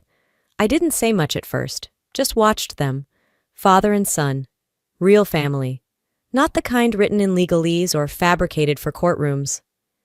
After dinner, I sat down at the dining table again. Same spot, same hum of the fridge in the background. But this time, it wasn't fear guiding my hand. It was fire. Greta filed the counter motion the next morning. Harassment, invasion of privacy, emotional manipulation, violation of parental boundaries. And, what made my stomach knot and unclench all at once, the financial motive behind their original disappearance. The abandonment hadn't just been cruel, it had been calculated. She made sure the court saw it, every last shred of it. That night, as Trent rocked Milo to sleep, I sat outside on the back steps, the Arizona air warm on my skin, cicadas humming in the trees. I wasn't scared anymore. I was focused. This wasn't just about custody anymore. It was about proving they never deserved to call themselves my parents. The morning of the hearing, I woke before the sun. I didn't bother with makeup, just tied my hair back in a low bun, slipped into a black blazer that still had the dry cleaner tag on it, and buttoned my shirt to the top. I needed to look like someone who had nothing to hide. Because I didn't. Trent poured me coffee without a word. Milo was still asleep upstairs. For a brief moment, I let myself watch him, our son, breathing peacefully in the baby monitor's tiny screen, the child they once discarded me for daring to have without their blessing. By 8:45, we were parked outside the Pima County Family Court. The building was glass and concrete, modern, cold. Greta met us on the steps, folder in hand, lips pressed tight. She didn't offer small talk, just nodded, held the door, and we walked in. Security, sign in, waiting room. When they called our case, I felt my legs move before my mind caught up. Inside the courtroom, they were already seated. Clyde wore a navy sport coat. Lorene was in pale pink, like she thought soft colors would undo years of silence. Their lawyer, Preston Gill, had silver hair and a slick voice. His smile didn't reach his eyes. Lorene gave me a small wave, tentative, like we were running into each other at a grocery store and not about to fight over my child in front of a judge. I didn't wave back. The judge, a woman in her 60s with sharp eyes and a calm voice, called us to order. Preston went first. He talked about aging grandparents and the tragedy of estrangement, about a daughter who misunderstood boundaries and missed opportunities for healing. He even pulled out a baby photo of Milo that had been scraped from a Facebook post I made years ago before I went private. She has weaponized distance, he said, and now seeks to punish her parents for the difficult choices they made during her adolescence. He framed my abandonment like a mutual divorce, and for a moment, I watched the judge tilt her head, scribble notes, and my stomach turned. Then Greta stood. She didn't raise her voice. She just pressed play. Lorene's voice filled the courtroom. She doesn't get to decide what kind of family she has. That's our job. A murmur rippled through the room. Even the bailiff looked sideways. Greta turned to the judge. This is not about love. This is control masquerading as concern. Then came the paper trail. Text messages, screenshots, court filings, the lawsuit against Clyde, the financial motive, the timeline, and finally, the voicemails, the threats, the gaslighting. Lorene's face cracked. Clyde looked down at the table, hands folded tight. Then the moment we didn't expect. Under cross-examination, Greta asked Lorene, "Why now, after nearly 2 decades?" Lorene hesitated. We wanted to reconnect, for the child's sake. Greta, the child's or the family names? Lorene blinked. We always hoped the baby would be a boy, someone who could carry the Ashbourne name. The silence that followed felt like the world had hit pause. Greta stepped forward. So you weren't seeking a relationship, you were seeking a legacy. Preston looked like he might choke. I felt nothing. Not anger, not victory, just a strange, hollow kind of relief. The judge turned to me. Miss Ashbourne, would you like to speak? I stood. I became who I am despite them, I said. Not because of them. I looked at Clyde, then at Lorene. I am a mother, a wife, a woman who built a life from the ashes they left behind. This isn't about denying them love. It's about protecting my son from the very pain they once handed me like it was a gift. The judge said she would deliver a written decision in the next 10 days. But no one in that room needed to read it to know the truth. As I stepped out of the courtroom, the desert heat hit my skin like a second breath. And I knew one thing. Their version of me just died, and I wasn't bringing it back. A week after court, the official letter arrived by certified mail. The judge denied their petition. No visitation, no mediation, no second chances. I read it once, then again. It felt anticlimactic, like slamming a door I already knew was locked. Still, a wave of release hit me. I didn't smile, but I exhaled in a way I hadn't in years. Trent read over my shoulder. So that's it? Legally? Yeah. But it wasn't over. Not really. Because the following Saturday, I got a call from a number I hadn't saved in over a decade. Talia, a distant cousin. More of a name at holiday dinners than a presence in my life. We'd played Barbies once when we were 6. That was the extent of our bond. I hesitated before picking up, but something told me to answer. Hey, she said. Weird question. Did you hear what happened at the family thing last night? What family thing? The reunion, in Phoenix. Aunt Jan threw one of her potluck nightmares again. I almost laughed. Of course no one invited me. Talia didn't wait for me to catch up. So, Clyde and Lorene were there. I tensed. I thought they'd gone underground. They came out swinging, she said. Literally. What? She sighed. They were going on about Milo, loudly, telling everyone what a blessing he was and how they were finally proud to have a real legacy. You know, classic delusional nonsense. My stomach turned. And then Aunt Margot, yeah, the one with the new granddaughter, she made some joke about how at least her grandbaby didn't come with a lawsuit. I snorted. Couldn't help it. That's when it exploded. Lorene slapped her. Swear to God, right across the face, while Margot was holding the baby. Jesus. Clyde tried to break it up, ended up shoving Uncle Ron into a folding table. The police showed up. Ron's pressing charges. I didn't know what to say. Talia filled the silence. I'm calling you because I think you need to know something. Her voice shifted, lower, uneasy. You know all that we want a relationship crap they fed the court? Yeah. It was never about Milo. Not really. Not emotionally, anyway. They just wanted to beat Margot because her kid had a girl and you had a boy. I blinked. Come again? They wanted to parade a male grandchild around before she could. Lorene even said it, loud enough for half the family to hear. Finally, a real Ashbourne, one that matters. Like the others didn't count. I stared out the window. And get this, Talia added. They said it while trying to get a photo printed of Milo to hang next to the old family portraits, like they were rewriting history. My chest was tight again, but this time it wasn't panic. It was rage. Not hot, impulsive rage, cold, structured, historical. They're not going to stop, I said quietly. Talia sighed. Well, they may have just stopped themselves. No one's talking to them now. Aunt Margot's threatening to sue. Uncle Ron's posting the arrest record in the family group chat. They're done. I didn't speak. You okay? She asked. I'm fine, I said. Thanks for the call. I hung up. For a long moment I just stood there. Then I walked into the nursery and picked up Milo. He was babbling, grabbing at my sleeve. He looked up at me and grinned, and just like that, I was grounded again. That night the footage leaked. Someone had filmed the reunion fight. Not the slap, but the aftermath. Lorene yelling, Clyde shoving, a baby screaming, paper plates flying. It made its way through the extended family. Texts started pouring in, from cousins, old neighbors, even my ex-classmate Dana who'd moved to Seattle. Did you see what happened with your parents? You were right all along.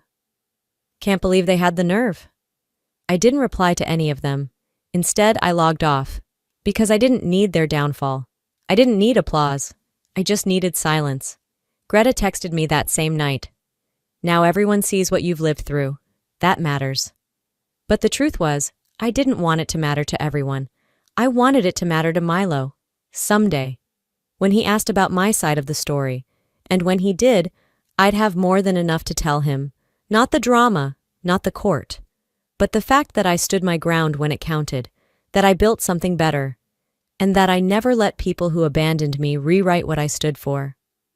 As for Clyde and Lorene, they finally lost everything they tried to steal from me, and I didn't even have to raise my voice. It had been 6 months since the courtroom. 6 months since I last heard their names spoken out loud in my home, since I stood across from two people who once called me daughter and watched them unravel under the weight of their own lies. 6 months since I realized that closure isn't always a moment. Sometimes, it's a process that unfolds quietly, like dust settling after a storm. We moved, not out of fear, not to hide, but to breathe. Trent's parents had always talked about Ireland. His mom, Maeve, was born just outside Cork. After everything, when she offered to retire early and help us start over across the Atlantic, we said yes. The change of scenery wasn't magic, but it was something close to peace. Our little house sat on a hill outside the city, green for miles, a sky that looked bigger somehow. Milo's laughter bounced off the stone walls and out across the yard like wind chimes. He started saying words. Mama. Ball.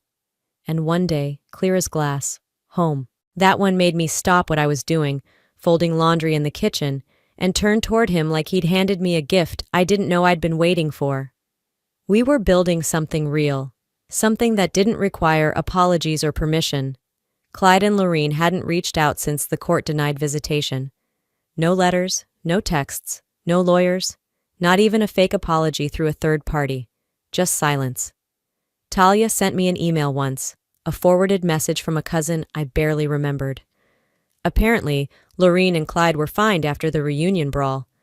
Nothing criminal stuck, but the family blacklist had. Weddings? Not invited. Birthdays? Ignored. Holiday cards? Returned to sender. It didn't feel like revenge. It felt like consequence. I didn't celebrate, there was no party, no champagne on the counter or smug posts online. I just made dinner, washed dishes, bathed my son. And one night, while Trent read to Milo, I sat at the kitchen table and wrote a letter. Not to mail, just to say what needed saying, without needing a reply. You didn't raise me, you erased me, but I still made it. You thought your absence would crush me, that it would swallow me whole, but it fed me something else entirely, clarity. You can't break what you never bothered to build. I folded it in half, then again, and slid it into the fireplace. Watched the paper curl in the heat. Watched the ink fade into ash. I didn't burn it to forget. I burned it because I remembered. There was something final in that moment. Not angry, not triumphant. Just done. And with it, something in me finally settled. That weekend, we took Milo into town to visit the Saturday market. He held my hand while Trent pushed the stroller. I watched him toddle beside me, wide-eyed at the street musicians and the scent of fresh bread. People nodded to us, smiled. They didn't know my story, didn't need to. Because here I wasn't the girl whose parents disappeared. I wasn't the lawsuit, the legacy, the scandal. I was just a mother. A woman with grocery bags in one hand and her son's fingers in the other. And when we walked home, past rows of blooming hydrangeas and stone fences weathered by time, I felt something I hadn't known how to name until then. Safe. Not because the danger was gone, but because I'd stopped waiting for it. It hit me when I passed the bakery window, catching our reflection in the glass, me, Trent, and Milo. That's the picture they'll never see, and that's okay. They don't get to see this version of me. The version that grew roots in foreign soil, the version that loves without needing permission, the version that healed without their help. They'll never meet Milo. And that's not a punishment, it's protection. Because this life, it's sacred. Built from the wreckage they left behind, yes, but not defined by it. As we turned onto our lane, I glanced down at my son. He looked up at me with chocolate on his chin and trust in his eyes. And I knew. I didn't just survive. I rebuilt. Some wounds leave scars. But scars remind us that healing wasn't just possible. It happened. Sometimes people ask me how I found the strength to keep going. The truth is, I didn't always feel strong. I just refused to let someone else's choices define the rest of my life. Pain isn't a destination, it's a passage. And what you build after that, that's where your story really begins. If you've ever been discarded by the people who were supposed to love you most, I want you to know, you're not broken, you're becoming. Family isn't just blood, it's who shows up, it's who stays, it's who sees you for who you really are, and doesn't walk away when it gets hard. So if you're standing in your own storm right now, I hope this story reminds you, your worth isn't up for negotiation. Now I'd love to hear from you. Have you ever had to walk away from someone who should have protected you? Drop a comment below and tell me your story, or just leave a if this hit home. And if you didn't love this story, I still want to know, what didn't land for you? Where are you watching from? And hey, if this video moved you, inspired you, or made you think twice about what family really means, hit that subscribe button so you don't miss the next story.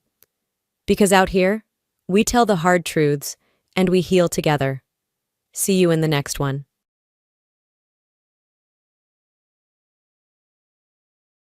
Hi there, I'm Nyla.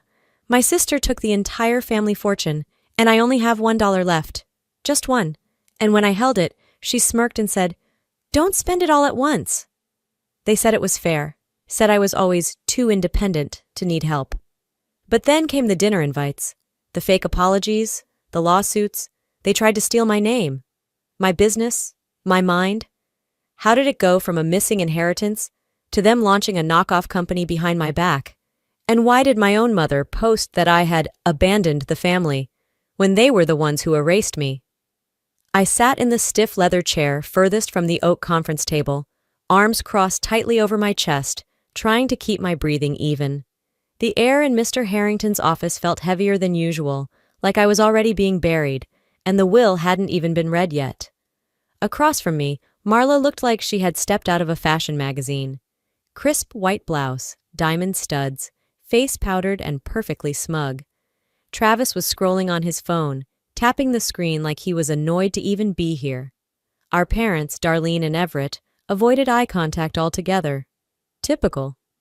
Mr. Harrington cleared his throat and adjusted his glasses.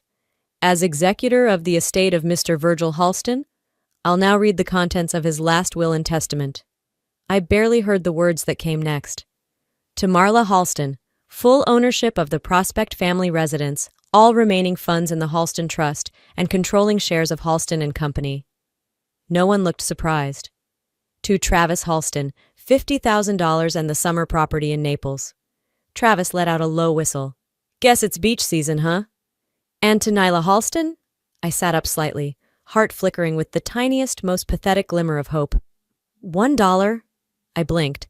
Mr. Harrington repeated himself like he was announcing a parking violation. $1, specifically. He held up a tiny white envelope. The testator left this with a note.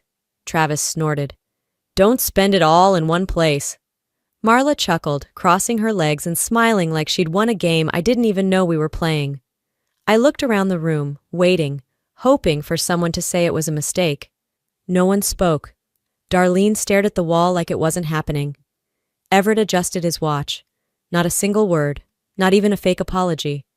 I reached out, took the envelope, and slid the dollar into my coat pocket. It felt colder than metal should feel. No tears, no gasp, just a realization that buzzed under my skin like electricity. They really did it. They wiped me out of the family like I was just a footnote. I didn't say goodbye. I walked out and let the heavy door slam behind me. That night, I sat on my creaky futon in my South Louisville apartment, staring at that damn coin on the coffee table. I was still in my waitress uniform, the hem stained with coffee. I hadn't changed. I hadn't eaten. All I did was sit and try not to scream. A single dollar, not even a dollar, just enough to laugh in my face. And they did laugh. I remembered the way Marla's lips curled, the way Travis shook his head with amusement. I picked up the coin and whispered, "Don't spend it all at once." I wanted to hurl it through the wall. Instead, I slipped it into the drawer under my nightstand, somewhere next to expired coupons and my lease agreement. 2 weeks passed. I drowned myself in double shifts, cappuccinos in the morning, mop buckets at night. Life became a blur of sweat, sore feet, and fake smiles for rude customers. Then came the call. It was just past 8 p.m. I was reheating a bowl of cheap ramen, balancing it on one knee while checking invoices on my phone. The screen lit up with a name I hadn't seen in months. Mom, I almost didn't pick up. But curiosity is a strange thing. It doesn't die easily. "Hi, sweetheart," Darlene said, like she hadn't watched me be humiliated in front of a room full of people. I didn't say anything. "I was just thinking. It's been a while. We haven't sat down as a family in so long. I was wondering if you'd like to come for dinner." I leaned against the counter, eyeing the flickering light bulb in my ceiling. "Dinner? Just us. You, me, your siblings. Something simple. I miss you, honey." She sounded warm. Too warm. Like honey masking vinegar. "Why now?" I asked, before I could stop myself. There was a pause. Then the laugh I remembered from childhood, the one she used when she was pretending things were fine. No reason, just felt like the right time. I didn't say yes. I didn't say no either. I just mumbled something about being busy and hung up, and I felt that heat in my chest again. The kind that comes when you're not just angry, you're humiliated. They erased me from the will. Now they wanted to play nice? That phone call rattled something loose inside me. I started replaying every little moment I had buried under years of just trying to cope. Like Christmas, 10 years ago. Virgil had called us into the living room. Marla got a shiny new iPad wrapped in gold foil paper. Travis got cash. I got a worn-out dictionary. He didn't even wrap it. Virgil handed it to me like a burden and said, "Smart girls read. Use your brain, not your mouth." I smiled, said thank you, and watched Marla post a photo of her gift to Facebook with the caption, "Grandpa spoils me." I learned something that day. In this family, obedience was currency. Silence was gold, and I was always too loud. I stared at my phone again, thinking about that dinner invitation. I almost texted back. But then I imagined sitting across from them, pretending everything was okay, listening to their small talk while they acted like nothing had happened. "No," I typed, "thanks for the invite, but I'm not available." That was it. I didn't owe them anything. Not forgiveness, not presents, not even conversation. And that dollar? It wasn't the end of something. It was the beginning of war. A week after the call, I stood in front of the house I once called home, questioning my sanity for showing up. The brick exterior hadn't changed, but the porch light flickering in the early evening gave it a haunted glow. I wasn't here for reconciliation. I was here because I needed to look them in the eye and see what the hell this really was. The front door creaked open before I even knocked. Darlene greeted me with a too-wide smile, apron still dusted with flour. "You're early, sweetheart. That's a nice surprise." I stepped inside, ignoring the floral scent that reminded me of funerals. "Didn't want to miss the show," I muttered. The dining room looked like it belonged in a magazine spread, table set perfectly, candles lit, napkins folded into fans. Too much effort for just family catching up. Everyone was already seated, Marla in her usual center stage spot, Travis twirling a wine glass, Everett reading something on his tablet like this was just another Tuesday.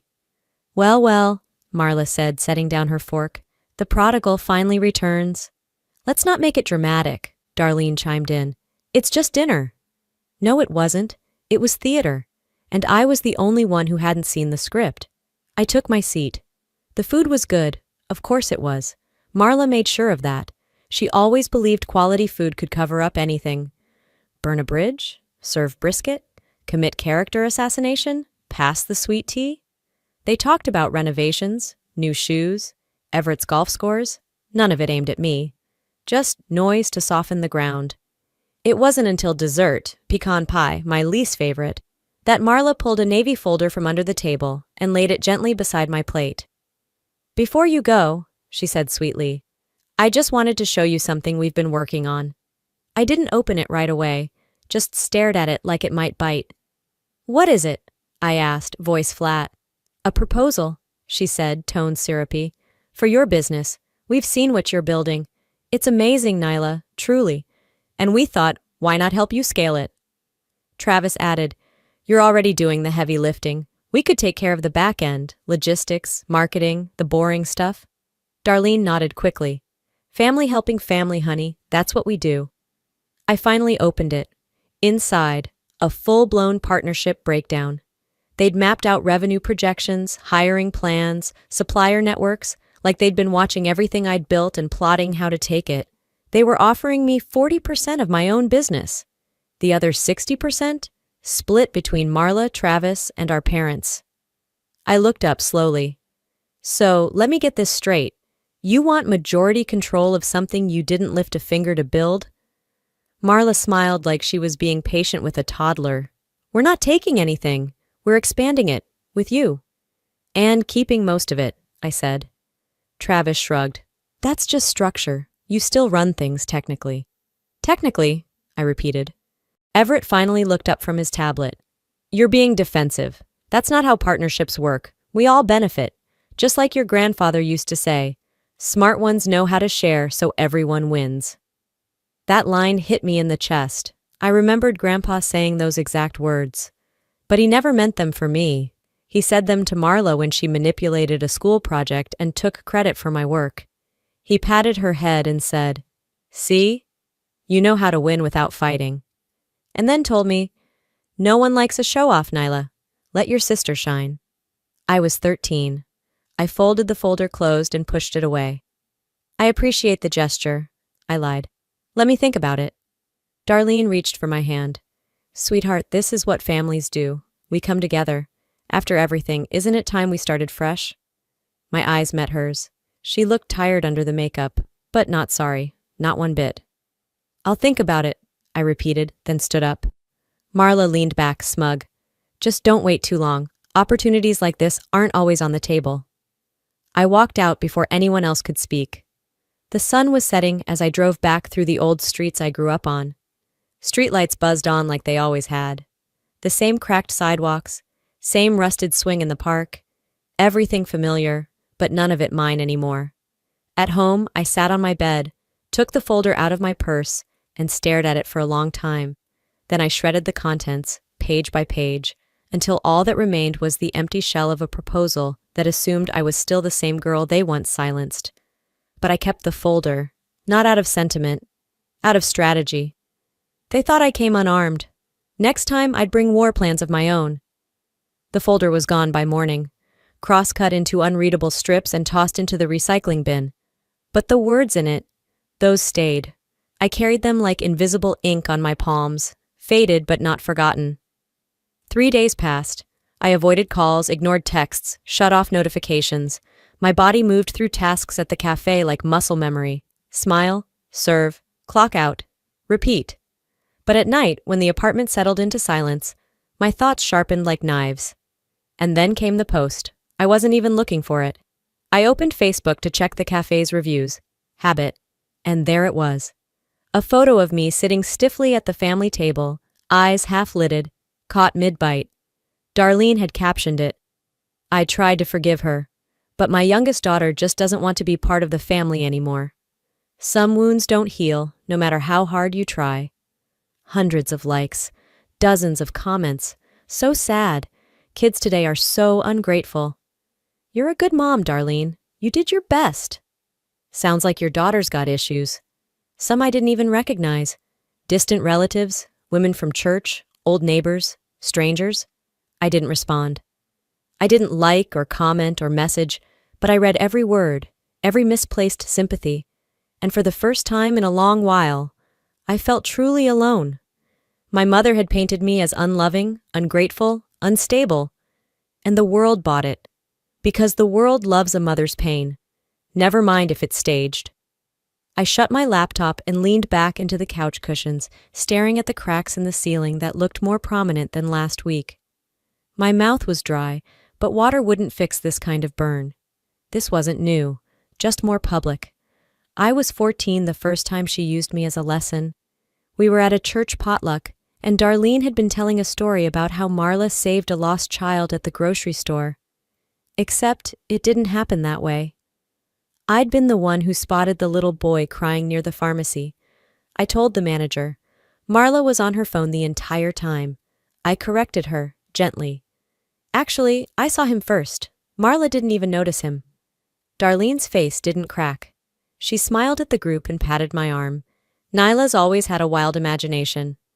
I was grounded that night for publicly humiliating her. That was the moment I understood. Our family didn't live together. We performed together.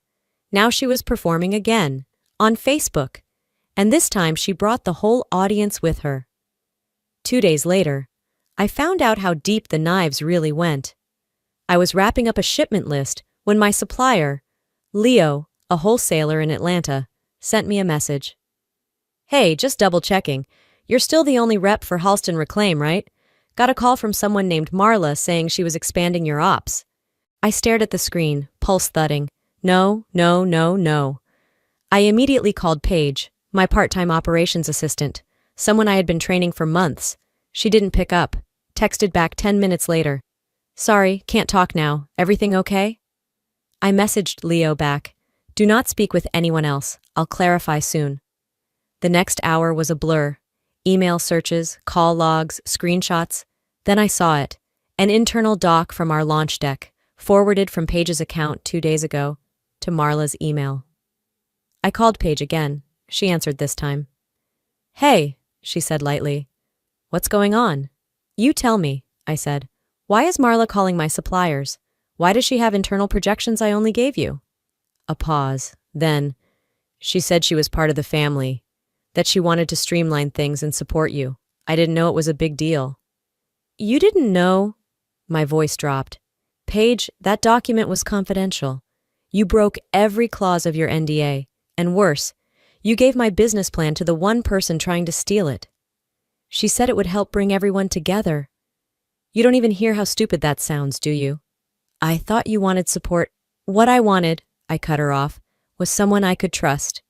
I ended the call before she could cry. I didn't scream, I didn't throw anything, I didn't sob. I sat down at my desk, pulled out a notebook, wrote 3 names at the top of a page. Darlene erased, Marla, entitled page, used. And next to those names I drew a 4th line. It was blank, but I knew what would go there eventually. They'd all made one critical mistake. They thought I'd walk away again, that I'd retreat, lick my wounds, and stay silent. But I was done playing the quiet one. I didn't have a business degree. I didn't come from money. I didn't have a backup plan. But I had rage. And I had clarity. And I had the kind of motivation that came from being thrown to the wolves and surviving. The next morning, before the sun fully rose, I made a phone call. Not to Marla, not to Paige, and definitely not to my mother. I called a lawyer. They declared war. I'd finish it, legally. 5 days after the lawyer call, I was back at the shop, reviewing restock invoices and checking packaging slips, when the chime above the front door rang. I glanced up, expecting a customer. Instead, there she was, Marla, dressed in soft blue cashmere, sunglasses still perched on her head, like she'd just come from a brunch she didn't pay for. She didn't announce herself, just walked in like she owned the place, like this was her turf. I thought I'd stop by, she said with a smile too smooth to trust. You know, sister to sister. I didn't move from behind the counter. You're not on the schedule. She laughed, unbothered. I just wanted to talk, face to face, not through lawyers or texts, just talk. I didn't offer her a seat. She didn't wait for one. I've been thinking, she said, leaning lightly on the glass case of restored handbags. What you've built here, it's impressive, Nyla. Honestly, I don't say that enough. You don't say it at all, I replied, already tired of her voice. She ignored that. You're brilliant at the front-facing stuff, branding, visuals, sourcing. But I know back-end. I've run events, coordinated deals, handled budgets. You don't have to burn yourself out doing everything. Here it comes. You handle the creative, she continued. Let me deal with the business stuff. I already talked to some suppliers. I know how to get margins tighter. We can scale faster if we just streamline. I raised an eyebrow. Streamline? She nodded. Give me access to your books, your platforms, the vendor contracts. Let me take that pressure off your plate. You can breathe again. So that was the pitch. Smile while you take over. I stepped out from behind the counter, arms crossed. Okay, I've got questions. Marla blinked.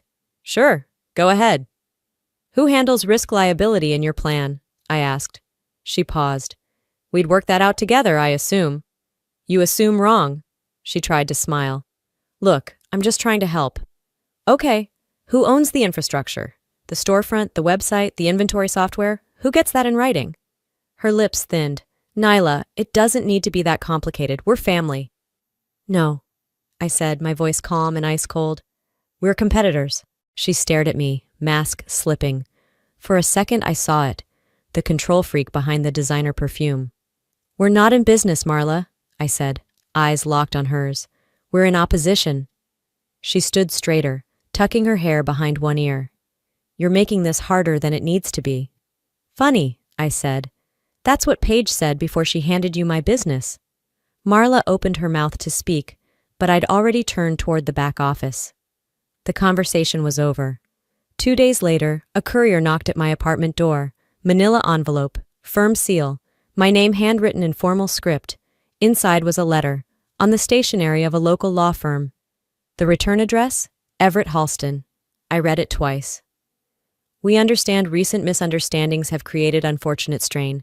Family matters are best resolved within the family. We invite you to return to open communication.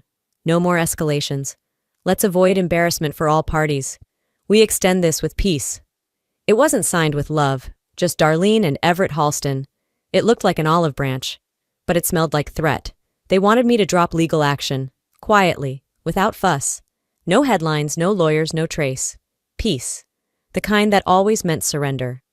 I folded the letter, placed it on my desk, and opened my laptop. I called my attorney. We're moving forward. He hesitated. Are you sure? This could get messy? There's no precedent for family business splits this personal. I'm not trying to set a precedent, I said. I'm trying to build walls. He nodded on the other end. Okay, then we go all the way. Trademark separation, entity registration, financial firewalls. Yes, I said. Everything under my name, every account, every supplier, every digital asset. And if they challenge ownership of anything? We fight, I replied. Legally, ethically, professionally, and I want it airtight. This wasn't just defense anymore. This was declaration. They'd tried to take the one thing I created without them. Now I was building it into something no one could touch. By the next morning, I'd filed ownership of the company name federally, claimed digital trademarks, applied for exclusive vendor agreements. Every contract now included a clause, no third-party family affiliation. I walked into my shop like I'd walked into a fortress. The line was drawn. They thought I'd crumble under pressure, that I'd back down if they smiled hard enough, wrapped their control in love, painted poison as partnership. But they'd miscalculated again, because now I knew my worth, and I was done asking for permission to defend it. The envelope was thick, ivory, and perfumed. That's how I knew it was a trap. It arrived Thursday morning by courier, tucked into the metal mailbox outside my shop. No handwritten note this time, just a printed card that read, Family dinner, a moment of reflection and resolution. Location, Rossetti's. Private room, 7 p.m. Friday signed, Darlene, Everett, Marla, and Travis. A signature block, like they were executives on a board, not blood. I stared at it for a while, then placed it flat on the counter next to my laptop. That's when I caught my reflection in the shop window. Shoulders back, jaw tight, a woman already done with apologies.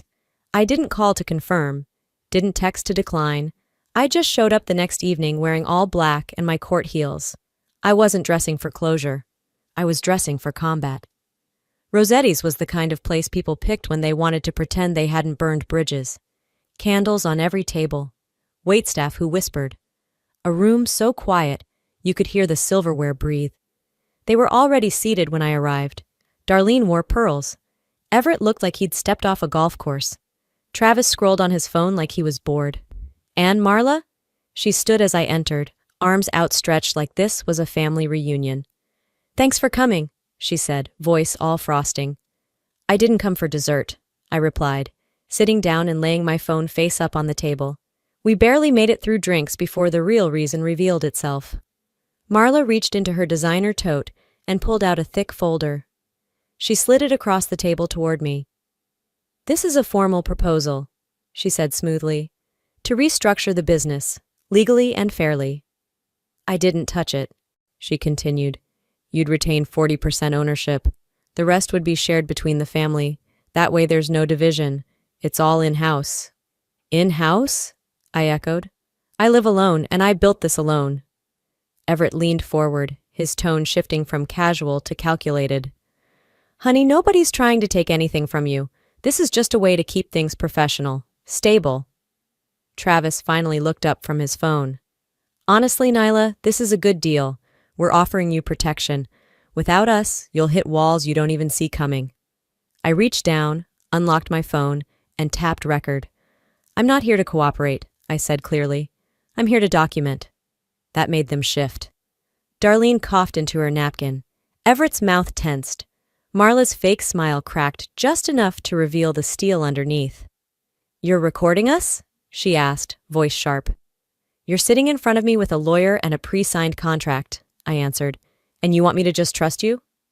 Everett sat back. No need to get hostile. You ambushed me in a restaurant, I said. You want hostility? Keep pushing. No one said a word for a few seconds.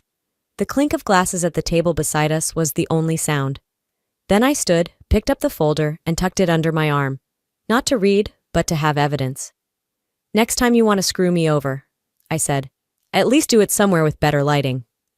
I left before dessert. That night, back in my apartment, I scanned every page of the contract. The language was strategic, loaded with loopholes. One clause even granted Marla control over vendor disputes. Another gave Travis veto rights over budget expenses. They hadn't invited me to dinner. They had tried to stage a boardroom coup. The next morning, an email hit my inbox from James Cole. Subject: concerning developments.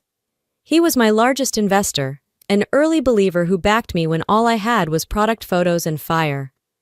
I'm hearing things, his email read. Is there trouble internally? Let's talk. My chest seized for half a second. If I lost him, I'd lose everything. We set a Zoom call for noon. I logged in 5 minutes early, contract in hand, face steady, even though my stomach knotted. He greeted me with the same calm he always had. I didn't try to spin it. Someone tried to push a hostile restructure, I told him.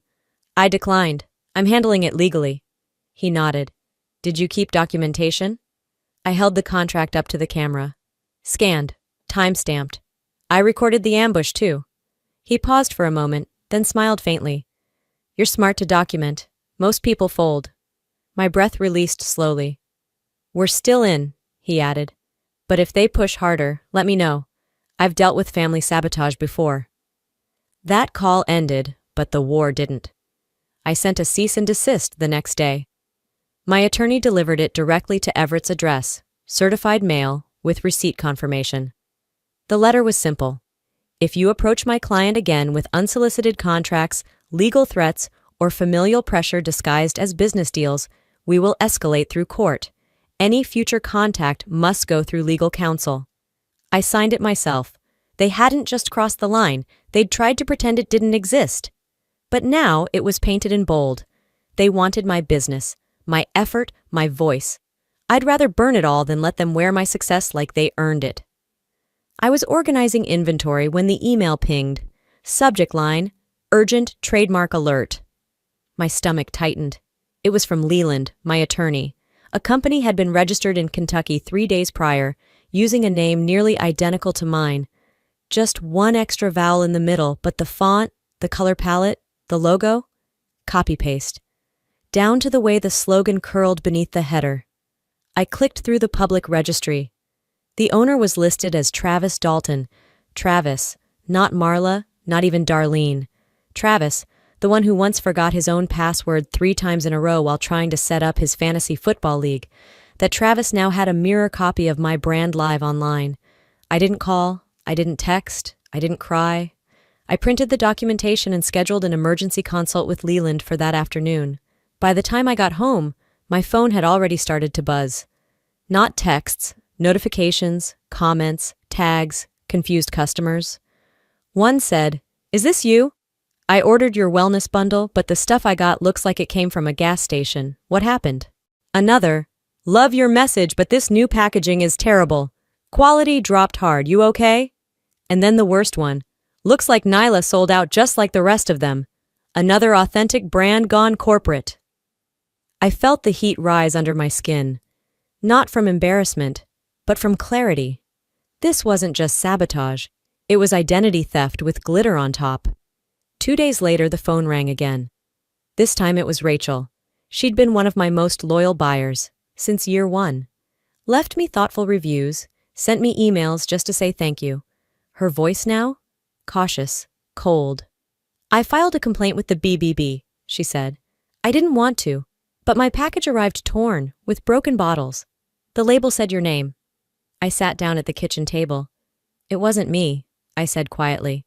She paused. "What do you mean?" I explained. I walked her through what happened, step by step. She didn't interrupt once, just breathed through the line like someone trying to come to terms with something ugly. After a beat, she said, "I believed in you, Nyla. I defended you." "I know, and that's why this hurts." A pause, then, "I'll fix it." She didn't owe me that, but she did it anyway. That night, she posted a video, face bare, voice raw. I thought Nyla changed. Turns out her family tried to impersonate her business. I was wrong, and I'm sorry. The video went viral within hours. My inbox flipped, the narrative flipped, but the damage still lingered. I had lost trust. Revenue dipped. My heart pounded like I'd run a marathon. I didn't sleep. I strategized. By morning, Leland had filed an emergency trademark injunction. 3 days later, I called a press conference. Small, just a rented room, a backdrop with my logo, and a podium that wobbled slightly to the left. I stood behind it wearing my real name on my chest, embroidered in navy across a white blouse. The original. "This brand wasn't inherited," I began, voice steady. "It was built. It wasn't handed to me. It was carved. Through late nights, rejections, and a single dollar left behind like a joke." I took a breath, looked straight into the cameras. I didn't license my identity to anyone. I didn't authorize clones. This is my story. My hands, my legacy. If anyone tries to steal that again, family or not, there will be consequences. By nightfall, my follower count doubled. So did the hate mail. But that was fine, because now everyone knew. The line wasn't blurry anymore. It was bold, legal, permanent. They wanted my face on their knockoff. Instead, they handed me the platform I never asked for, but would use like a blade. I didn't start this war, but I'd make sure I was the one who ended it, on my terms. 1 week after the press conference, I woke up to another email from Leland. Subject: "We have a bigger problem." He'd attached a screenshot of a new business registration under the name Nyla Wellness Collective. The site was live, same layout, same product names. They even listed fake bios for team members, down to a fictional founder's journey that sounded eerily like mine, just stripped of truth. Registered by Everett, my own father, filed under a family trust. The audacity knocked the breath out of me. I scrolled through the cloned website in disbelief. They'd even duplicated my product descriptions, word for word. The same lavender oil recipe I wrote on a napkin 2 years ago was now their heritage blend. It wasn't identity theft, it was a hostile takeover. By lunchtime, my inbox was swamped. Customers were confused, distributors unsure which platform was official. Some had placed orders through the wrong site and complained about missing shipments. I spent the afternoon drafting a full list of similarities for Leland. This wasn't just a nuisance, it was fraud dressed in a family name. Then came the blow I didn't see coming. That evening, a friend from high school messaged me a screenshot of a post from a local gossip account, the kind that loved whispers more than facts. Insider sources say Louisville entrepreneur ND is being quietly replaced due to unstable behavior. Bipolar episodes cited as cause, family stepping in for damage control. It wasn't just character assassination. It was deeply personal, weaponized stigma, and of course, no one signed their name. But the timing, the phrasing, the vague family source? I knew exactly where it came from. Marla's Instagram had a new story up. Her sipping tea with the caption, "Sometimes silence is best when someone's unraveling." I didn't cry. I didn't scream. I shut my laptop, stood in the middle of my apartment, and breathed until the walls stopped spinning. Because this was no longer about money. It was about erasure. They were trying to rewrite me out of my own creation, frame me as unstable, replace me with a version of myself they could control. And it was working. My follower count dipped. Affiliate partners paused contracts. One customer DM'd me, "Are you okay? I'm worried. Should I still buy from your shop?" I didn't know how to answer. Later that week, Travis tweeted something cryptic. "It's heartbreaking when you try to help someone and they just self-destruct." The next day, a post from my aunt. "Families aren't perfect, but lies hurt more than love ever could."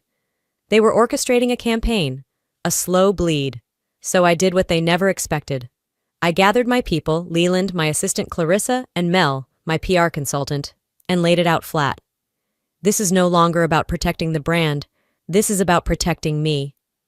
We drew up a 4-phase legal strike, restraining orders against Everett and Marla for business interference, trademark infringement suit, defamation countersuit citing the gossip article, a formal petition to Google and Shopify to take down the fake site.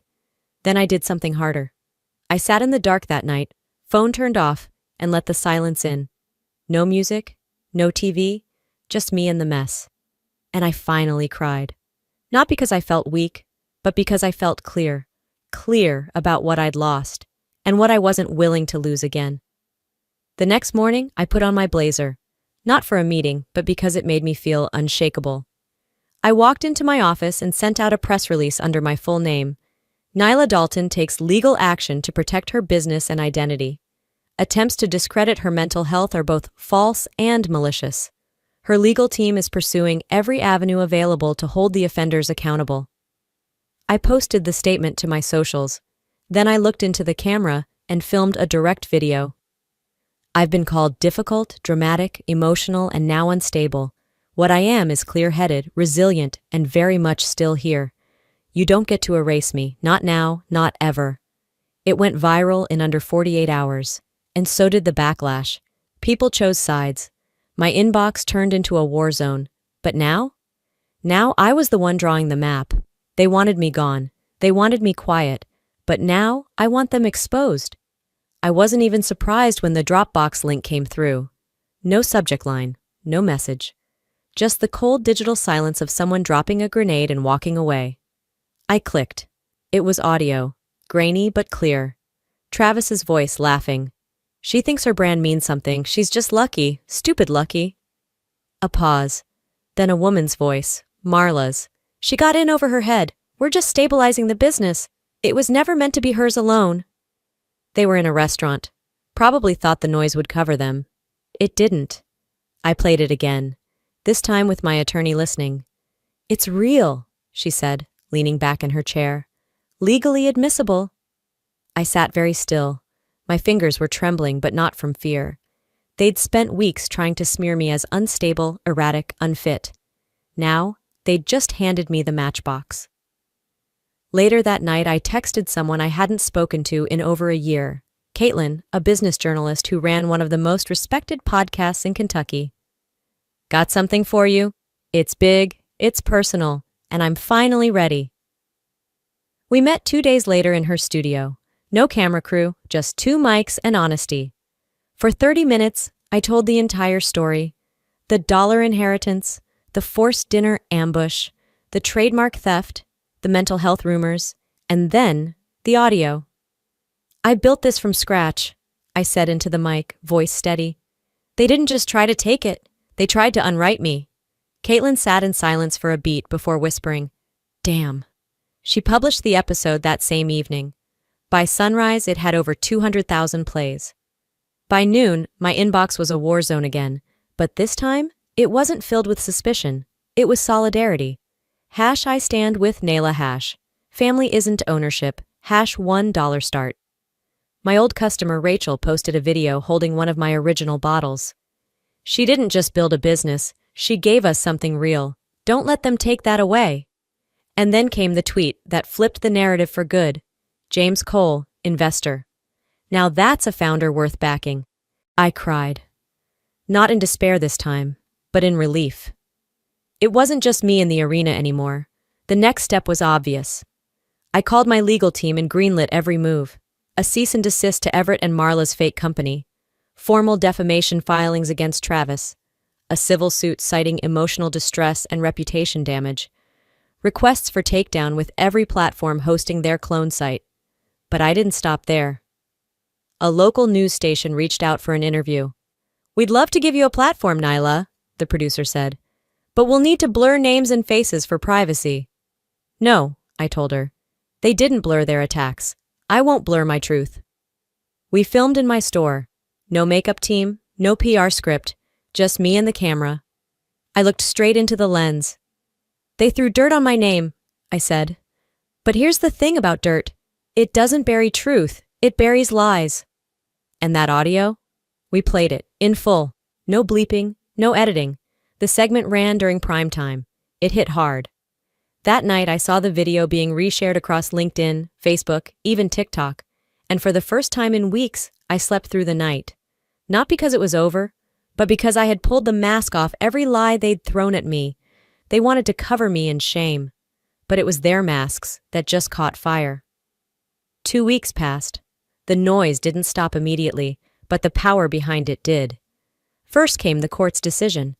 The fake company my father registered dissolved. The judge called it a deliberate act of brand sabotage. Next came Travis, who, I later learned, tried to dodge the injunction. He was fined heavily, then referred to the state attorney's office for intellectual property fraud. His smug grin was nowhere to be seen the last time he walked into court. Marla, meanwhile, had been sitting on the board of a local eco brand. Not anymore. They issued a press release the same morning my podcast hit national charts. We value integrity. Effective today, Marla Emerson is no longer affiliated with our company. My phone buzzed with a message from an unknown number. Just one sentence. I never thought you'd actually go through with it. I didn't reply. They knew who they were. As for my parents, they went silent, at least in public. No more passive-aggressive Facebook posts, no cryptic tweets, just quiet. But behind the scenes, something stirred. A week later, a courier delivered a padded envelope to my store. No return address, just my name and handwriting I hadn't seen in years. Inside was a short letter from my mother, the real kind. No legalese, no threats. Just this. We hurt you. I hurt you. If the day comes when you're ready to talk, I'll be here.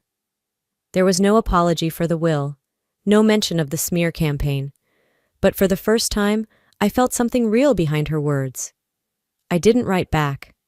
I folded the letter carefully and placed it in a small wooden box, right next to the $1 I was left with. My legacy didn't start with rage. It started with rejection. It grew from silence, from the cold shoulder, from every dinner where I sat 3 seats too far away, from every gift that reminded me I was the afterthought. But it blossomed in the fire they lit to destroy me. I opened my 3rd storefront that Friday.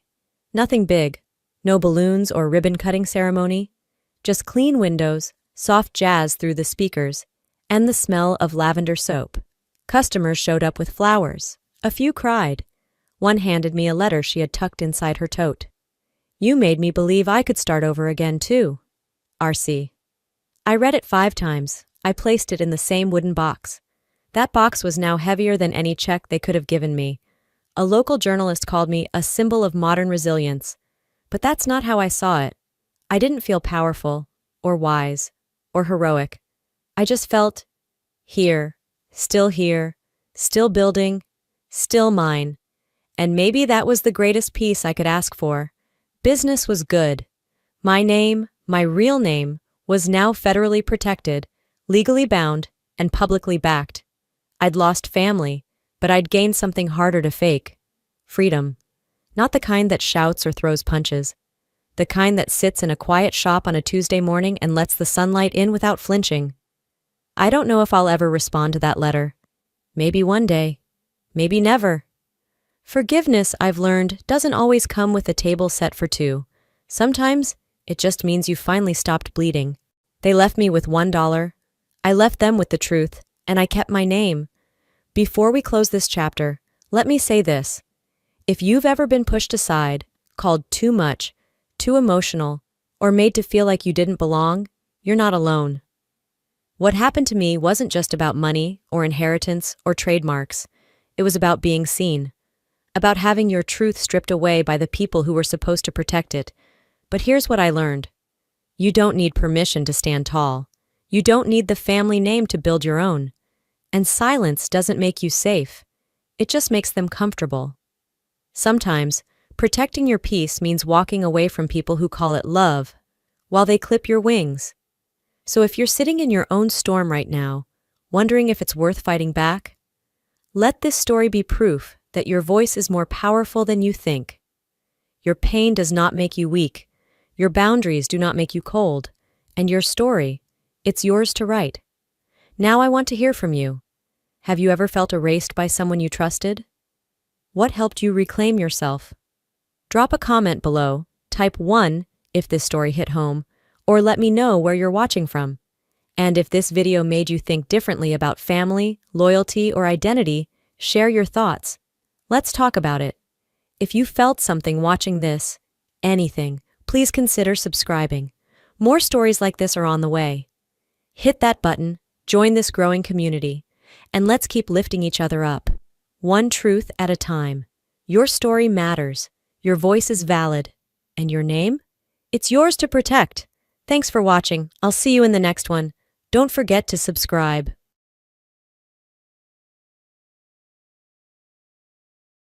Hi there, I'm Lorelei.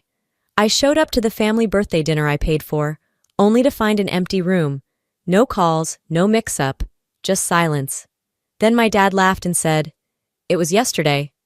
That was the moment I realized this wasn't a misunderstanding. It was a message. And that night, I started unraveling years of quiet betrayals, stolen money, erased invitations, even my name used for credit fraud. How long had they been doing this behind my back? And why did no one ever stop it? What kind of family does that to their own? The parking lot was quiet, too quiet. Not a single car I recognized. No familiar chatter, no cigarette smoke curling behind the dumpster like usual when my cousins tried to act slick. Just me, the hum of my engine, and that growing sense in my gut that something wasn't right. I double-checked the message on my phone.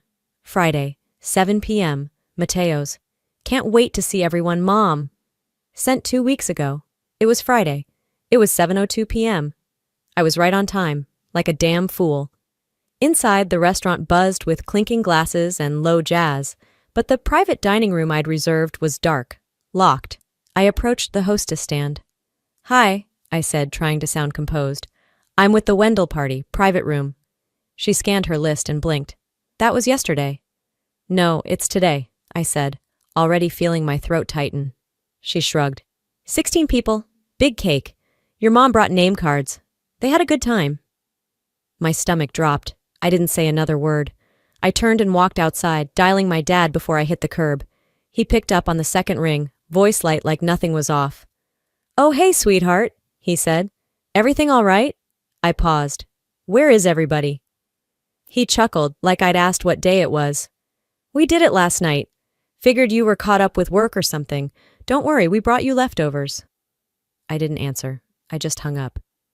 Back in the car, I stared at my reflection in the windshield. For a few long seconds, I didn't feel anything. Not anger, not sadness, just blank. Then it hit me. This wasn't a miscommunication. This wasn't a mix-up. This was deliberate. They'd planned a party. They used my money. And they made damn sure I wouldn't be there. This wasn't the first time I'd been left out. But it was the first time they didn't bother to lie about it. I sat in silence. My phone buzzed on the passenger seat. Some meaningless notification I didn't care to read. The memory of my dad's voice clung to me, sticky and cold. "We brought you leftovers." I had been erased from my own family's event. They didn't forget me. They chose to remove me. I leaned back, eyes fixed on the ceiling of the car, letting the heaviness settle. I didn't cry, I didn't scream, but I knew something had shifted. The kind of shift you don't come back from. They made it clear. I wasn't just an afterthought this time. I was the sacrifice. I didn't go straight home. I drove aimlessly for a while, past dim strip malls, closed shops, gas stations humming under flickering lights. At some point, I ended up outside my apartment complex, engine still running. That familiar ache pressed behind my eyes, but I refused to let it win. Not tonight. Back inside, I kicked off my shoes and dropped my purse on the floor. I didn't bother turning on the lights. My apartment wasn't much, but it was mine. And at least within these walls, no one pretended I didn't exist. I collapsed onto the bed without changing, pulled out my phone, not because I wanted to, but because I couldn't not. There it was, my mother's latest Facebook post. Family Forever Dad's special night. 17 photos, one after another, my family smiling wide, cake slices half-eaten, wine glasses raised, candles flickering. Everyone looked full of joy, of laughter, full of each other. There was no empty chair, no wish you were here comment, not even a blurry corner where I might have been cropped out. I wasn't there, physically or emotionally, and clearly they liked it that way. I clicked through them again, slower this time. Aunt Beverly's gaudy earrings, Marcia's ridiculous blouse with fake pearls, Derek's smug grin holding up a beer I probably paid for. They were proud of this, of leaving me out, and worst of all, they made it look good. No one reached out. Not a single message, no cousin, no secondhand apology, not even Elias, who used to claim he hated how they treated me. I scrolled back to the group chat. 23 unread messages from the day before, all of them laughing, confirming the plan. My last message, looking forward to seeing everyone, Friday at 7 p.m., Mateo's. Just sat there, blue check marks glowing like scars. No replies. Left unread. They hadn't forgotten. They'd all agreed to ignore me. I dropped the phone onto the bed. My chest felt tight, not from panic, just pressure, like my body had run out of room to store disappointment. I forced myself up and walked to the bathroom, splashing cold water on my face. I didn't look at the mirror right away. When I did, it hit me. I wasn't grieving being left out. I was realizing they'd finally stopped pretending to include me. The caption echoed in my head. So grateful to have everyone here like the good old days. Everyone. That word stung more than I expected. I had been erased, quietly, cleanly, deliberately. I walked back into the bedroom, took a breath, and opened my photo gallery. I'd kept every family picture, every dumb group shot, every blurry Thanksgiving selfie. I started scrolling, then selecting. One by one, I marked them. Hundreds of memories, smiles I'd once thought were real. Then I tapped, delete all shared albums. For a moment, I hesitated, my thumb hovered, but then I whispered, barely louder than a breath, maybe I need to start erasing too. The screen went black after I hit delete. For a long moment, I just sat there, phone on my chest, eyes fixed on the ceiling as if it could explain anything. The hum of my fridge in the background reminded me I was still here, still awake, still alone. My mind drifted to last November, Thanksgiving. I'd spent days planning, bought the turkey, the pies, the wine, nearly $800 all in. My apartment smelled like cinnamon and butter. I was proud of it. But at 10 a.m. that morning, I got a text from Mom. Maybe sit this one out, emotions are high. No explanation, no follow-up, just that. I remember sitting at my table, full spread untouched, watching Friends reruns on mute. I ended up eating pad thai from the corner takeout, alone. That wasn't even the worst part. 2 years ago, they invited me to what Mom called a healing dinner. When I got there, everyone was seated at one long candlelit table.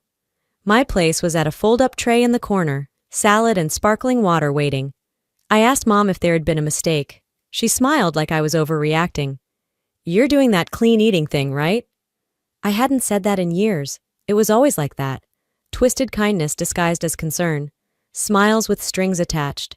And money? Forget it. I became their go-to fix. When Derek's car broke down, I paid. When Mom's property taxes slipped, I covered them. When Emily, Marcia's daughter, needed preschool tuition, I sent the check. They never said thank you. Not really. Maybe once Mom sent a card. She misspelled my name, not Lorelei. She wrote Laurel, after 34 years. But what cut deepest wasn't just what they did. It was what they expected. They acted like I owed it to them, because I had no kids, because I was doing well, because I didn't need much. That was their code for, you're the one we can drain and leave behind. Lying on my bed now, I realized something clicked. None of this was accidental. It was a pattern, designed, maintained, and I was the only one not in on the joke. I sat up and grabbed my phone again, opened the group chat. There it was, my message from 2 weeks ago, still sitting between Mom's pot roast photo and Derek's dumb meme about real men eat ribs. Looking forward to seeing everyone. Friday at 7 p.m. Mateo's. Not a single response. I scrolled to Elias. My thumb hovered over call, but instead I typed, I just need to know one thing. Was it planned? I set the phone down beside me and waited. 10 minutes, then 20. I left the app open like a dare. The read receipt came quickly. The reply never did. By the time the clock on my stove blinked 1:38 a.m., I was pacing between the kitchen and the living room. I'd made tea, didn't drink it, ran a bath, let it go cold. My mind ran in loops I couldn't stop, until the screen finally lit up again. Elias had messaged back, but it wasn't to me. It was meant for Derek. She messaged me. Not gonna lie, she looks hurt, but she'll get over it. She always does. Then, less than a minute later, she never fights back. Chill. My stomach dropped. I reread it twice, then 3 more times. So it wasn't just that they left me out. It was that they counted on me not reacting. Elias, of all people, had been the one I thought might see me. He used to say things like, "You're the sane one in the circus." But apparently, I was also the predictable one. The one they all trusted to swallow her pain quietly and move on. I sank onto the couch, phone resting in my lap like dead weight. It all clicked then. Every sideways comment, every deflection, every "you know how they are" when I tried to talk to Elias about how they treated me. He knew. He always knew. And he let it happen, because it was easier than standing up to them. I opened our chat history. Message after message. Him changing the subject, dodging, minimizing. Never once defending me. Not really. Just enough sympathy to keep me from walking away completely. I stood up and opened the cabinet drawer under my TV. Pulled out an old notebook. Leather-bound, barely used. I hadn't touched it in years. At the kitchen counter, I flipped to a blank page and wrote across the top, "Debt ledger 5 years." Then I started listing names. Derek, $2,100. Car repairs, Marcia, $1,800. Emily's tuition. Mom, $3,400. Property taxes, cruise deposit, Dad, $620. Overdue electric bills, liquor store tab page after page. No anger, just numbers, facts, a record they never thought I'd keep. When I ran out of names, I drew a hard black line under the last entry. And beneath that line, I wrote in block letters, "I owe them nothing." It had been 2 days since I wrote the ledger, 2 days of silence, no calls, no apologies, not even an awkward emoji from Elias trying to save face. I didn't expect remorse, but part of me still thought someone might at least pretend to care. They didn't. Sunday afternoon, I sat at the edge of my couch, phone in hand. My fingers hesitated over Mom's name, then tapped. She answered after 3 rings, voice sugar-sweet. "Well, look who finally calls. We were just talking about you." I didn't bother with greetings. "I know you moved the dinner on purpose. I know what Elias said. I'm not calling to fight. I'm calling to set terms." A pause. Then the chuckle I knew too well. "Oh, come on, Lorelei. Don't be so dramatic. You've always been sensitive." "You thought I was working late," I said flatly. "Sweetheart, Derek really needed that night. He's been going through a lot, and we had to pick a time that worked for everyone. Everyone but me, of course." I took a breath, steadying myself. "Let's talk about last Christmas." Mom's voice hardened a bit. "What about it?" "You asked if I could help buy gifts. I said yes. You said you'd pay me back." "Didn't I?" she asked, like this was all ancient history. "You used my Amazon account without permission, $700 in toys and electronics. No heads up, no apology." Silence. Then, "You always say money isn't important to you, so why are you acting like it is now?" I let that sit for a beat. "Because it's not just about the money. It's about you using my name like it belongs to you." Her voice dropped. "Don't do this to us." I didn't yell. I didn't cry. "I'm not doing anything to you. I'm finally doing something for myself." I stood and walked to the window, watching the trees bend in the breeze. "From now on, anything you want, money, favors, even my presence, comes with a cost. And I'm no longer giving discounts." Mom didn't respond. I could hear the TV in the background, some sitcom laugh track echoing, wildly inappropriate. "And Mom," I added, voice calm but sharp, "if you or Derek ever use my name again without permission, I won't just speak up. I'll make it official. Legally." More silence. Then the line went dead. I stared at the phone for a few seconds, then set it down. My hands trembled slightly. But inside, there was stillness. Later that evening, I logged in to check my credit report. A habit now. Protective reflex. And there it was. A new credit card account, opened 2 days ago. My name, my address. I hadn't touched a credit application in months. My eyes narrowed. They didn't even wait a week. The moment I saw the account, something inside me clicked off, like a switch from grief to calculation.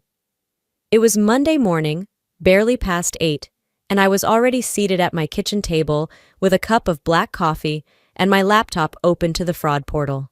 I reviewed the charges: electronics, a spa voucher, subscription boxes for luxury beauty items. Total balance, $4,112, all of it under my name. My credit score had already taken the hit. I called the fraud hotline. "Thank you for calling. How can we assist?" the agent asked. "I need to report identity theft," I said clearly. "The account is under my name, but I didn't open it."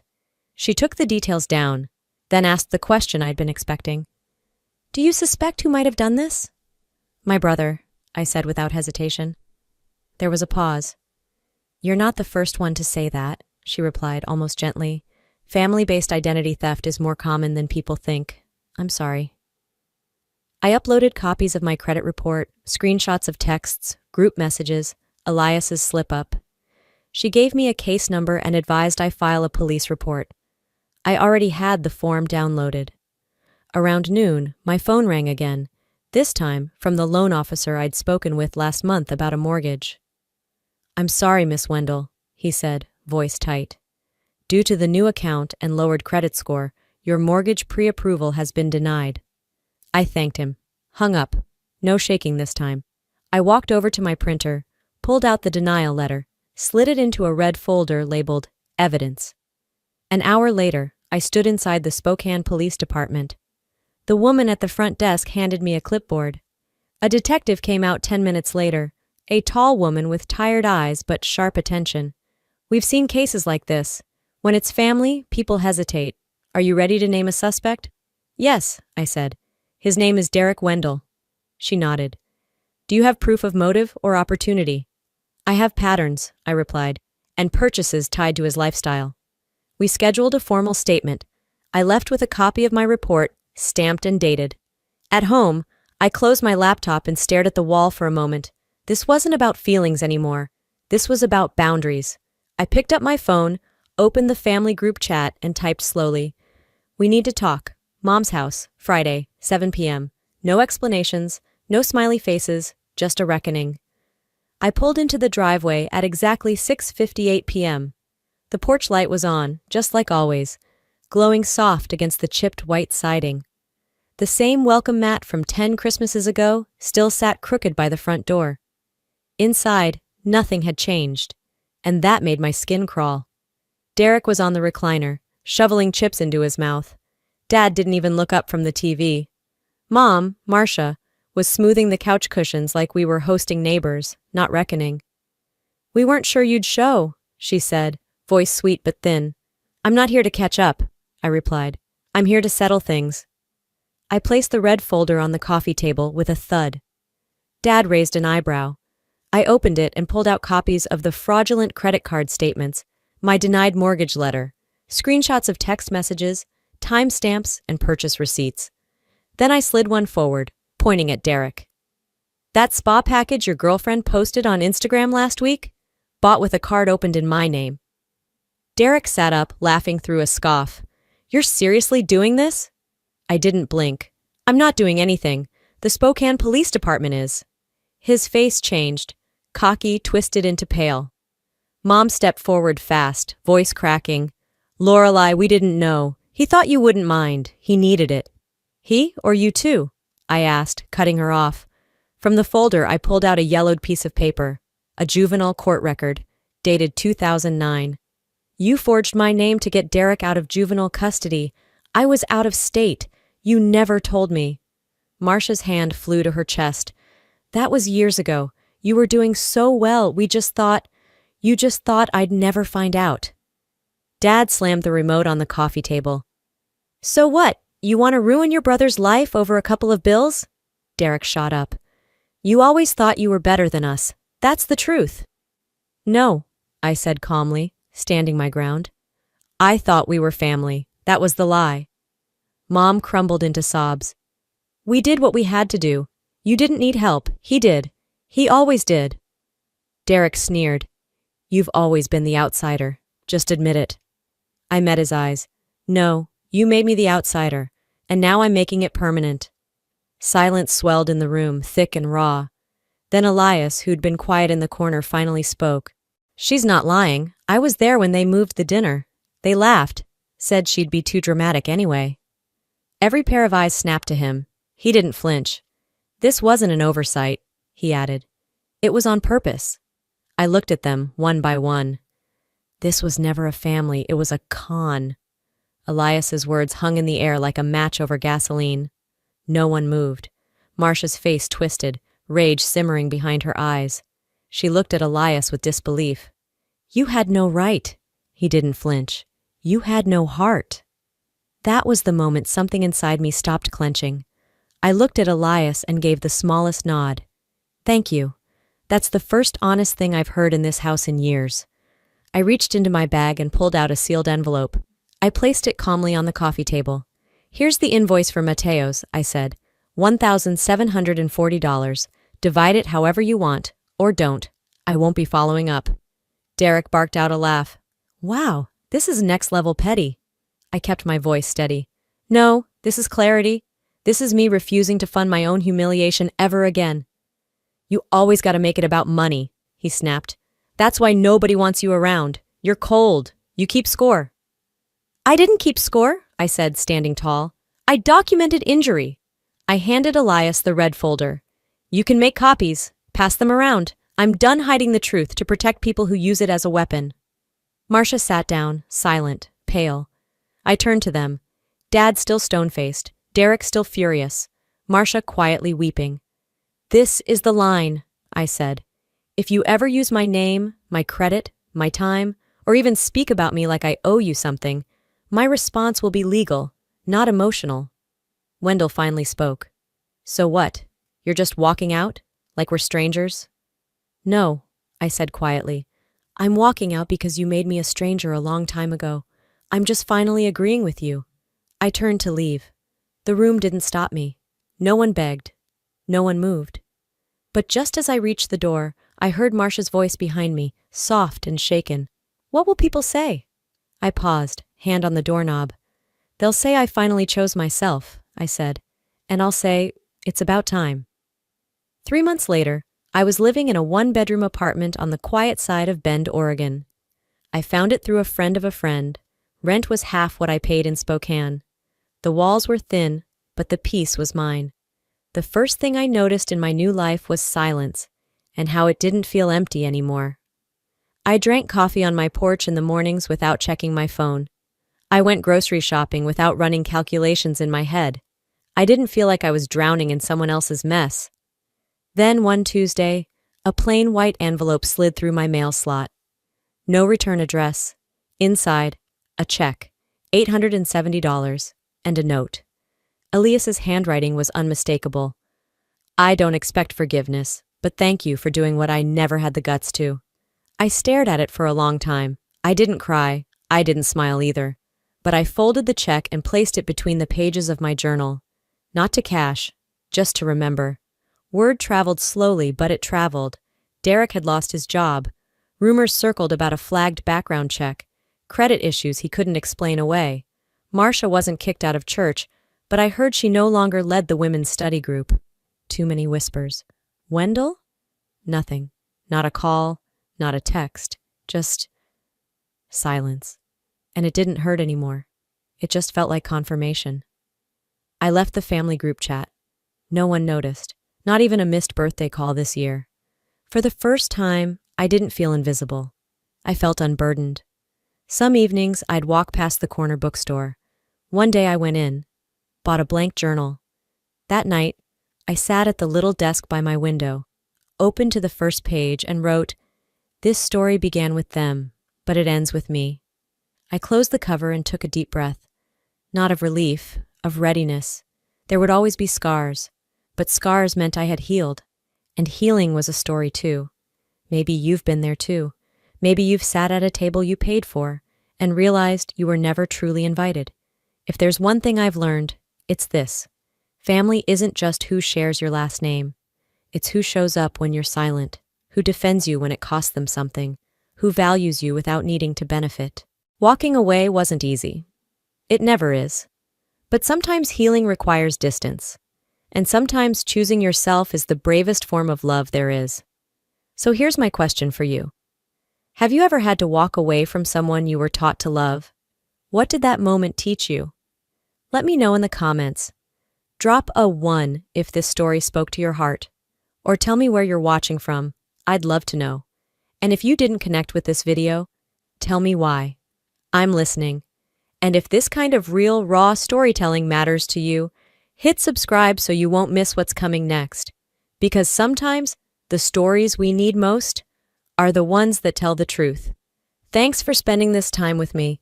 You weren't alone here, and neither was I.